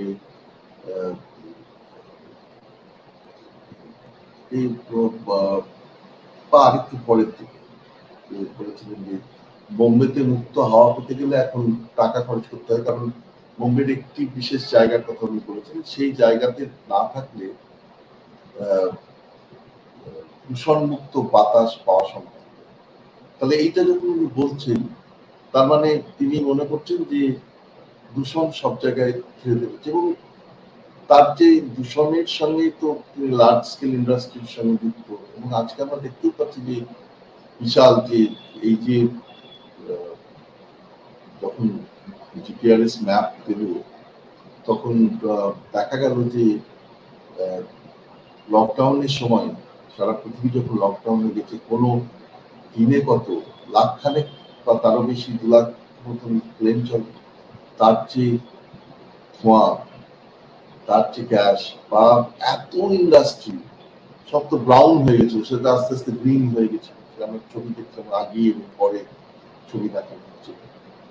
সুতরাং এই যে লার্জ স্কেল ইন্ডাস্ট্রির কথা, সেটা একটা গান্ধী ভাবনা আধুনিক রাষ্ট্রের যে উন্নয়ন, আধুনিক যে উন্নয়ন, সেটাকে চ্যালেঞ্জ করছে। আর উন্নয়ন যদি যখনই তুমি লার্জ স্কেল কোনো ব্যাপার হবে, তখনই কিন্তু গান্ধী মনে করতেন সেটা খুব সেন্ট্রালাইজড একটা পাওয়ারের জন্য। একটা লার্জ স্কেল কোনো ব্যাপার ডিসেন্ট্রালাইজড হতে পারে, ডিসেন্ট্রালাইজড এর সঙ্গে স্মল স্কেল যুক্ত। সো লার্জ স্কেল পাওয়ার মানে এটা সেন্ট্রালাইজড একটা পাওয়ার, এবং সেন্ট্রালাইজড পাওয়ার গান্ধীর যে চিন্তা ভাবনা, সেটা সেন্ট্রালাইজেশনের বিরুদ্ধে। ডিসেন্ট্রালাইজড তিনি বিকেন্দ্রীকরণের সবসময় পক্ষপাতী ছিলেন, মানুষের হাতে ক্ষমতা যায়, যাতে সর্বোদয় হয়। এবং এই যে ভাবনা, এই যে জায়গা, এটা থেকে আমরা বলতে পারি যে আধুনিক রাষ্ট্র, এটা ঘটনা যে আধুনিক রাষ্ট্রে আস্তে আস্তে এনজিওর প্রভাবও বেড়েছে। রাষ্ট্র আগে যে পরিমাণ শক্তিশালী ছিল, সেখানে এনজিও বা নন গভর্নমেন্ট অর্গানাইজেশন অনেক দাবিদার হয়েছে, স্টেক হোল্ডার হয়ে গেছে, এবং সেই অর্থে গভর্নেন্সের কনসেপ্ট এসছে। কিন্তু সত্ত্বেও আমরা মনে করবো যে যখনই একটা আধুনিক লার্জ স্কেল ব্যাপক স্তরের কোনো অর্গানাইজেশন আসবে, এবং রাষ্ট্র যদি সেই অর্গানাইজেশন হিসেবে আসে, বা সেই অর্গানাইজেশন, বিভিন্ন অর্গানাইজেশন, ইন্ডাস্ট্রি, ড্যাম ইত্যাদি তৈরি করবার ক্ষেত্রে সেরকম ব্যাপক কোনো অর্গানাইজেশন সংগঠনকে সহায়তা করে, তখন কিন্তু কনসেন্ট্রেট হবে, এবং তখনই সেটা পরিবেশ রক্ষার ক্ষেত্রে বিপদের সৃষ্টি করবে। এবং গান্ধী মনে করছে সেটা, গান্ধীর যদি চিন্তা ভাবনা হয়, সেটা আধুনিক রাষ্ট্রকে চ্যালেঞ্জ করবে। কিন্তু আমি এখনো বলছি, কিছুদিন আগে পরিবেশ রক্ষা, আমি একটাই বলতে চাই যে কিরকম ভাবে ডেভেলপমেন্ট। আর একটা উত্তরাখণ্ডে একটা বোধহয় জুলাই মাসে বোধহয় না ফেব্রুয়ারিতে, কিন্তু গত ফেব্রুয়ারিতে বিষ্ণু গঙ্গা প্রজেক্ট উড়ে গেল, সেটা ডিজাস্টার। এই কিছুদিন আগে হিমাচল প্রদেশে পরপর ধস নেমে যাচ্ছে, গেলে দেখা যাবে ওখানে মানে শয়ে শয়ে পাহাড়ের মধ্যে টানেল তৈরি হচ্ছে। এখন ডেভেলপমেন্ট যদি এগুলো হয়, কেন আমি উত্তরাখণ্ডের উপর আমাদের এনডিআর সেখানে খুব বড় বড় লোকেরা ছিলেন, এনডিআর তৈরি করেছিলেন তিনি সেখানে প্রেজেন্ট ছিলেন। তাছাড়া তো বিভিন্ন ইউনিভার্সিটি, উত্তরাখণ্ড ইউনিভার্সিটি অধ্যাপকরা ছিলেন, কেরলের একজন অ্যাডিশনাল সেক্রেটারি রিটায়ার্ড হয়েছিলেন, এবং গোটা প্রোগ্রামটা মডারেট করেছিলেন JNU retired professor Amita Singh, special centre for disaster রিসার্চের চেয়ারপারসন ছিলেন, ফাউন্ডার চেয়ারপারসন। তো সেখানে আমি বলেছিলাম যে আমার বক্তব্য ছিল যে রেকমেন্ডেশন, যদি এসিজেড হতে পারে, যে স্পেশাল ইকোনমিক জোন হতে পারে, তাহলে এইচইজেড হবে না কেন? হিমা এক্সক্লুসিভ বা ইএইচজেড এক্সক্লুসিভ হিমালয়ান জোন কেন তৈরি হবে, যেখানে পিপিপি থাকবে না? পিপিপি না হলে, আর যে জেপি অ্যাসোসিয়েটস, এবং জেপি অ্যাসোসিয়েটস আদানিদের সঙ্গে নানাভাবে যুক্ত, সেটা নেটে গেলেই আমি দেখতে পাওয়া যাবে। তো এই শয়ে শয়ে টানেল কেটে দিচ্ছে, ড্যাম, তো সেই ড্যামগুলো যদি হিমালয় যদি ধসে যাচ্ছে, একের পর এক ধসে যাচ্ছে, অথচ সেখানে অ্যাবান্ডেন্ট লেভেলের সোলার পাওয়ার আছে, উইন্ড পাওয়ার আছে, সেগুলো ইউটিলাইজ করা হচ্ছে না কেন? সেটা করা হচ্ছে না? কোনো উত্তর নেই। পরিবেশ রক্ষা সম্পর্কে গান্ধীর যে ক্ষুদ্র ক্ষুদ্র লেভেলের যে মানে লার্জ স্কেলকে বাদ দিয়ে স্মল স্কেল যে চিন্তা, আধুনিক রাষ্ট্রের যে চিন্তা ভাবনা, সেটাকে তো চ্যালেঞ্জ করছি, এটা 100 বার।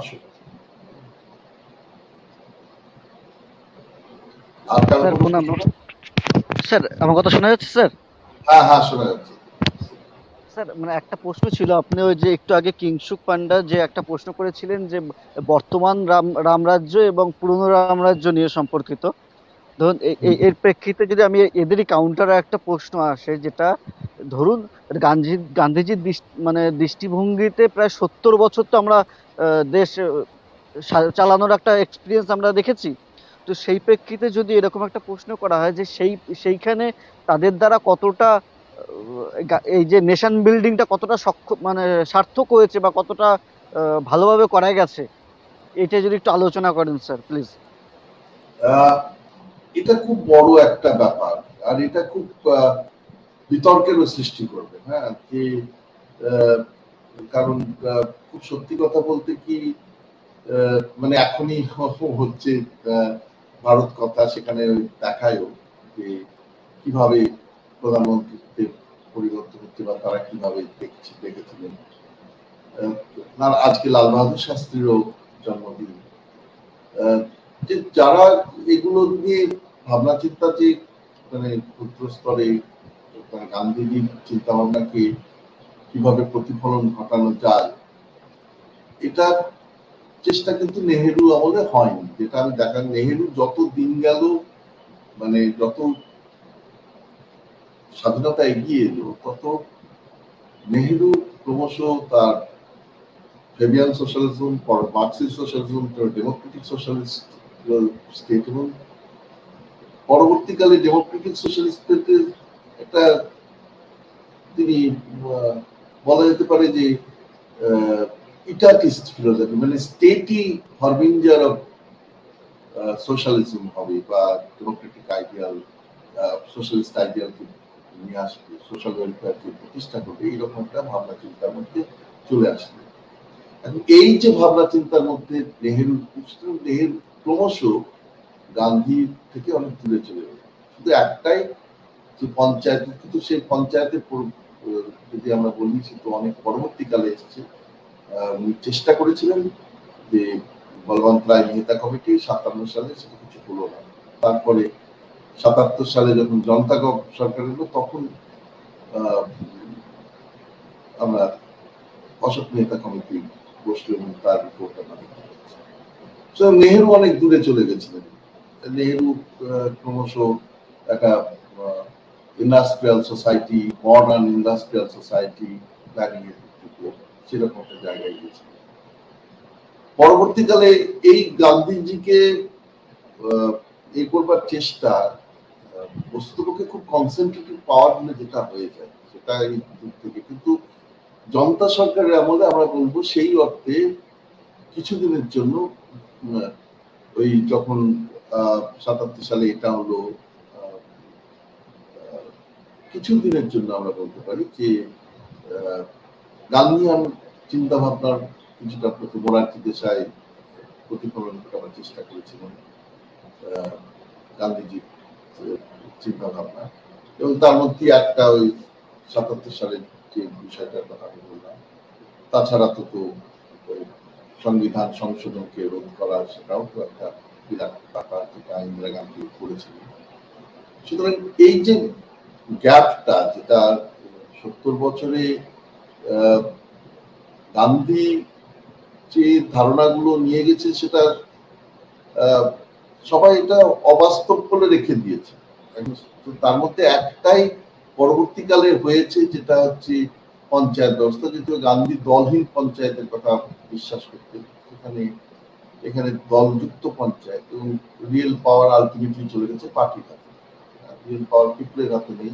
যারা রিপ্রেজেন্টেটিভ তারাও একটা যে দলই হোক, তৃণমূল হোক, বিজেপি হোক, সিপিএম হোক, কংগ্রেস হোক, তাদের হাতে চলে গেছে। সুতরাং দলহীন আমরা করতে পারি, এবং সেই অর্থে আবারও সেই যে মূল আইডিয়া পঞ্চায়েত যে একটা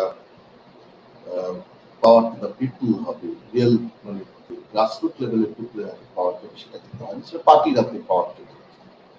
সুতরাং ক্রমশ আমরা ড্রিফটেড হয়ে গেছি, যদিও গান্ধীজির যে আইডিয়াস থেকে অনেক দূরে চলে গেছি। গান্ধীজির আইডিয়াস একমাত্র এই আমরা মানে আজকের দিনে সবাই সকালবেলায় গিয়ে রাজঘাটে গিয়ে গান্ধীজি স্মরণে বসা এবং তার সমাধিতে পুষ্পার্ঘ্য নিবেদন করা, এর মধ্যেই হয়ে গেছে। ঠিক সেইভাবে ভারতীয় রাষ্ট্রের যে প্রচেষ্টা, যেটা হওয়া উচিত ছিল, সেটা কিন্তু হয়নি। সেটা হয়নি এবং গান্ধীজিকে অনুধাবন করবার চেষ্টা হয়নি। গান্ধী একটাই হয়েছে, সেটা হচ্ছে গান্ধী সেন্টার অনেক তৈরি হয়েছে, যার ফলে গান্ধীর তাত্ত্বিক মূল্যায়ন অনেক হয়েছে, কিন্তু বাস্তব জগতে যখন গান্ধী সেই তাত্ত্বিক মূল্যায়নগুলোকে প্রয়োগ করবার চেষ্টা হয়েছে, তখনই সেটা অবাস্তব বলে সেখান থেকে রাষ্ট্রশক্তি সরে গেছে। সুতরাং ঠিক সেই অর্থে তাত্ত্বিক প্রাসঙ্গিকতা গান্ধীর অনেক বেড়েছে। সারা পৃথিবীতেই তাত্ত্বিক প্রাসঙ্গিকতা খুবই রিলেভেন্ট হয়ে গেছে। গান্ধী বিভিন্ন জায়গায়, বিভিন্ন নন ভায়োলেন্ট মুভমেন্টে গান্ধী শক্তি হিসেবে দাঁড়ান, কিন্তু তাত্ত্বিক প্রাসঙ্গিকতা এবং যে মানুষেরা নন ভায়োলেন্স সংগ্রাম করছে তাদের পিছনে একটা সহায়ক শক্তি হিসেবে দাঁড়ান, ইন্সপায়ারিং ফোর্স হিসেবে দাঁড়ান। কিন্তু বাস্তবে রাষ্ট্রের যে কল্যাণমূলক কার্য, সেখানে ধীরে ধীরে সমাজটাকে পরিবর্তন করে একটা নন ভায়োলেন্ট জেনারেশন অফ পাওয়ার তৈরি করার চেষ্টা, সেইটা কিন্তু রাষ্ট্রের তরফ থেকে হারিয়ে গেছে। এটা ভারতের ক্ষেত্রে সত্যি, সারা পৃথিবীর ক্ষেত্রে। অসংখ্য ধন্যবাদ স্যার, অনেকটা টাইম হয়ে গেছে, তাও একটু যদি মানে আপনি আলোচনা করেছেন অনেকটা, কিন্তু আর একটা মানে ওই আলোচনারই অন্য একটা দিক, ধরুন এই যে বর্তমানে একটা সরকার, ধরুন তারা যখন ক্ষমতায় আসে তখন তো গান্ধীবাদী মতাদর্শকে ক্রিটিসাইজ করে এসেছিলেন, আবার যখন মানে ক্ষমতায় তারা প্রতিষ্ঠিত হলেন তখন এমন কিছু সিম্বল বা এমন কিছু মতাদর্শকে তারা ব্যবহার করলেন। যেমন আমি সে উদাহরণ দিয়ে বলছি, স্বচ্ছ ভারত অভিযান, সেখানে গান্ধীজির চশমা ব্যবহার, বা ওই চরকারকে নিয়ে আবার সেটা এটা কি কোথাও প্রতিষ্ঠা করে যে জাতির জনক গান্ধীজিকে ছাড়া ভারতের শাসন ক্ষমতায় টিকে থাকা বা ভারতের ক্ষমতাসীন দল হিসেবে টিকে থাকাটা অনেকটা কষ্টকর বা অনেকটা চ্যালেঞ্জের, এটা কি কোথাও বার্তা দেয় স্যার? এটা তো ঘটনা যে গান্ধীর চিন্তা ভাবনা মানুষের মধ্যে, যখনই গান্ধীকে আমরা গুরুত্ব দিচ্ছি, এটা যদি কেউ বোঝাতে পারে, তাহলে তার যে বক্তব্য সেটা একটু লেজিটিমাইজ করার চেষ্টা হয়, বৈধতা প্রদানের চেষ্টা হয়। এবং সেই বৈধতা প্রদানের চেষ্টাটা তো সব সরকারই করে, এবং আজকের সরকার সেটাই করেছে। যে কারণ গান্ধীজির যে একটা সারা পৃথিবী জুড়ে প্রাসঙ্গিকতা বা তারকে নিয়ে যে একটা আলোড়ন আছে, এবং সেটা যে ভারতীয় সমাজেও খুব একবারে নিচু স্তরের মানুষের মধ্যেও যে সেই ব্যাপারটা আছে, যে তারা যে গান্ধীকে ভালোবাসে বা গান্ধী পপুলার, এখনো যে গান্ধী পপুলার, এটা তো অনেক মানে এটা ঘটনা যে গান্ধী যে বিভিন্ন মূর্তি, গান্ধী মূর্তি, এগুলো তো একটা লেভেলে পপুলারাইজ হয়েছে। এটা পপুলারাইজ করা মানে যারা এটা প্রতিষ্ঠা করছেন, স্ট্যাচু তৈরি করছেন, তারা একটা ভাবে তাদের যে মতাদর্শ সেটাকে লেজিটিমাইজ করবার চেষ্টা করছে। সুতরাং এই বৈধতা প্রদানের চেষ্টা, যেটা ভুল তথ্যের সঙ্গেও অনেক সময় লেজিটিমাইজ করবার চেষ্টা করা হয়, সেটা যে সবাই যে সঠিকভাবেই তার যে তত্ত্ব সেটাকে তারা মেনে নিয়েছে এবং সেটাকে বৈধতা প্রদানের চেষ্টা করা হচ্ছে, এরকম নাও হতে পারে। এবং সেটা হয়নি তো স্বচ্ছ ভারত যারা করছে, পরিষ্কার রাস্তায় গিয়ে খালি পাতায় তো বহুবার দেখা গেছে, পাতা ছিটিয়ে দিয়ে তারপর সেটাকে পরিষ্কার করে দিতে হবে। এটা তো স্বচ্ছ ভারতের নমুনা নয়। সুতরাং এই ধরনের যে ভ্রান্তিক একটা প্রচেষ্টা, মানে যাতে বৈধতা দানের প্রচেষ্টা, সেটা কি বলবো, এটা হিপোক্রেসি বা এই হিপোক্রেসিটা তো আছেই, এই হিপোক্রেসি তো আছেই। এবং সেটা এই বিভিন্ন যে প্রোগ্রামগুলো, তার মধ্যে কি সেই রাষ্ট্রের সেই হিপোক্রেসিটাই প্রকাশিত হতো, সেটাই প্রকাশিত হতো, আর কিছু না। ভালো লাগলো। ধন্যবাদ। সত্যি বলতে স্যার প্রতিটা বিষয়কে এত সুন্দরভাবে আলোচনা করছেন, আমার কাছ থেকে ধন্যবাদ দেওয়াটা যথা সামান্য স্যার। তো হয়তো আর কোনো প্রশ্নপত্র নেই। আজকের সেশনে দীর্ঘ সময় ধরে আলোচনা হলো, স্যার প্রত্যেকটি বিষয়কে সুন্দর এবং সুচারুভাবে আলোচনা করলেন। আমাদের আজকে স্যারের কথা থেকে উঠে এসেছে সামাজিক গুণন যে কতটা তাৎপর্যপূর্ণ ছিল গান্ধীজির ধারণায়, সেই জায়গাটা। এবং আজকের আলোচনা থেকে আমরা স্যারের কথা থেকে পেয়েছি যে ন্যাশনালিজম আলোচনার ক্ষেত্রে তৎকালীন গান্ধীজির ধারণা এবং রবীন্দ্রনাথের ন্যাশনালিজম জাপানের কথা, এবং স্যারের কথা থেকে আজকে উঠে এসেছে তৎকালীন সমাজে যে মাল্টি রিলিজিয়ানের অবস্থান এবং এই জায়গাটাকে তিনি কিভাবে দেখেছেন, যে আমরা হয়তো বিভিন্ন ধর্মে বাস করতে পারি কিন্তু আমরা নেশন একটাই, আমরা হয়তো একই বাক্যের মধ্যে বসবাস করছি, হ্যাঁ, একই জায়গায় একই খাবার খাচ্ছি। এর মধ্যে থেকে উঠে আসে আমাদের কাজী নজরুলের সেই বিখ্যাত কবিতা। এরপর আমরা আমাদের স্যারের আলোচনা থেকে উঠে এসেছে মোহাম্মদ ইকবালের কথা, স্যারের আলোচনা থেকে এসেছে আজকে সাদাত হোসেন মান্তুর কথা। এরপর স্যার আলোচনা করেছেন আইডিয়াল স্টেট বা তৎকালীন মহাত্মা গান্ধীর ধারণায় আইডিয়াল স্টেট বলতে তিনি কি বুঝিয়েছেন। আরও যে প্রত্যেকটি বিষয়কে স্যার সুন্দরভাবে আলোচনা করেছেন, তার মধ্যে আমরা জানতে পারলাম যে রামরাজ্য বলতে তিনি আদৌ কি বোঝাতে চেয়েছিলেন তৎকালীন সময়ে। সেখানে বলতে গিয়ে উঠে এসেছে যে তিনি ঈশ্বরের রাজ্যকে বোঝাতে চেয়েছে। এই আলোচনার প্রেক্ষিতে হয়তো আমরা আমাদের কাছে উঠে এসেছে সেন্ট অগাস্টাইনের ধারণার কথাটা। এবার এর পরবর্তীতে আমরা স্যারের আলোচনা থেকে আমরা আজকে পেয়েছি যে রামরাজ্য বলতে হয়তো যে কিছুক্ষণ আগে বিশ্বজিতের প্রশ্ন থেকে উঠে এসেছিল যে রামের প্রতি কেন আকৃষ্ট হয়েছিলেন। তো এই জায়গা থেকে আধ্যাত্মিক বিষয় থেকে যদি আমরা হয়তো ভাবি বা নাও ভাবি, কিছুটা হয়তো আমরা একটু ধাবিত হয়ে যাই যে হয়তো আধ্যাত্মিক ভাবে হয়তো এই নামটা করা হয়েছে, বা রামরাজ্য বলতে কি শুধু হিন্দু রাজ্যকে বোঝানো হয়েছে, সেই জায়গাটি কিন্তু আজকে স্যার আমাদের কাছে সুন্দরভাবে ক্লিয়ার করে দিয়েছেন। এবার হয়তো আমরা অনেক সময় বিষয়গুলোকে সঠিকভাবে না জেনে হয়তো একটা ধারণাকে হয়তো আমরা ধরে ফেলি যে হয়তো আমরা বর্তমান এককালে ইন্ডিয়াকে যে হিন্দুস্থান হিসেবে আমরা হয়তো প্রত্যাখ্যান করে থাকি, সেখানে কিন্তু হিন্দুস্থান বলতে কি শুধু কি হিন্দুর বসবাসের জায়গা, এরকমও কিন্তু আমাদের ভুল ধারণা কিছু সময় থেকে থাকে। এইরকম ধারণাগুলি কিন্তু স্যারের এই আজকের আলোচনায় থেকে প্রত্যেকটা বিষয় কিন্তু আমাদের কাছে ক্লিয়ার হয়ে গেল।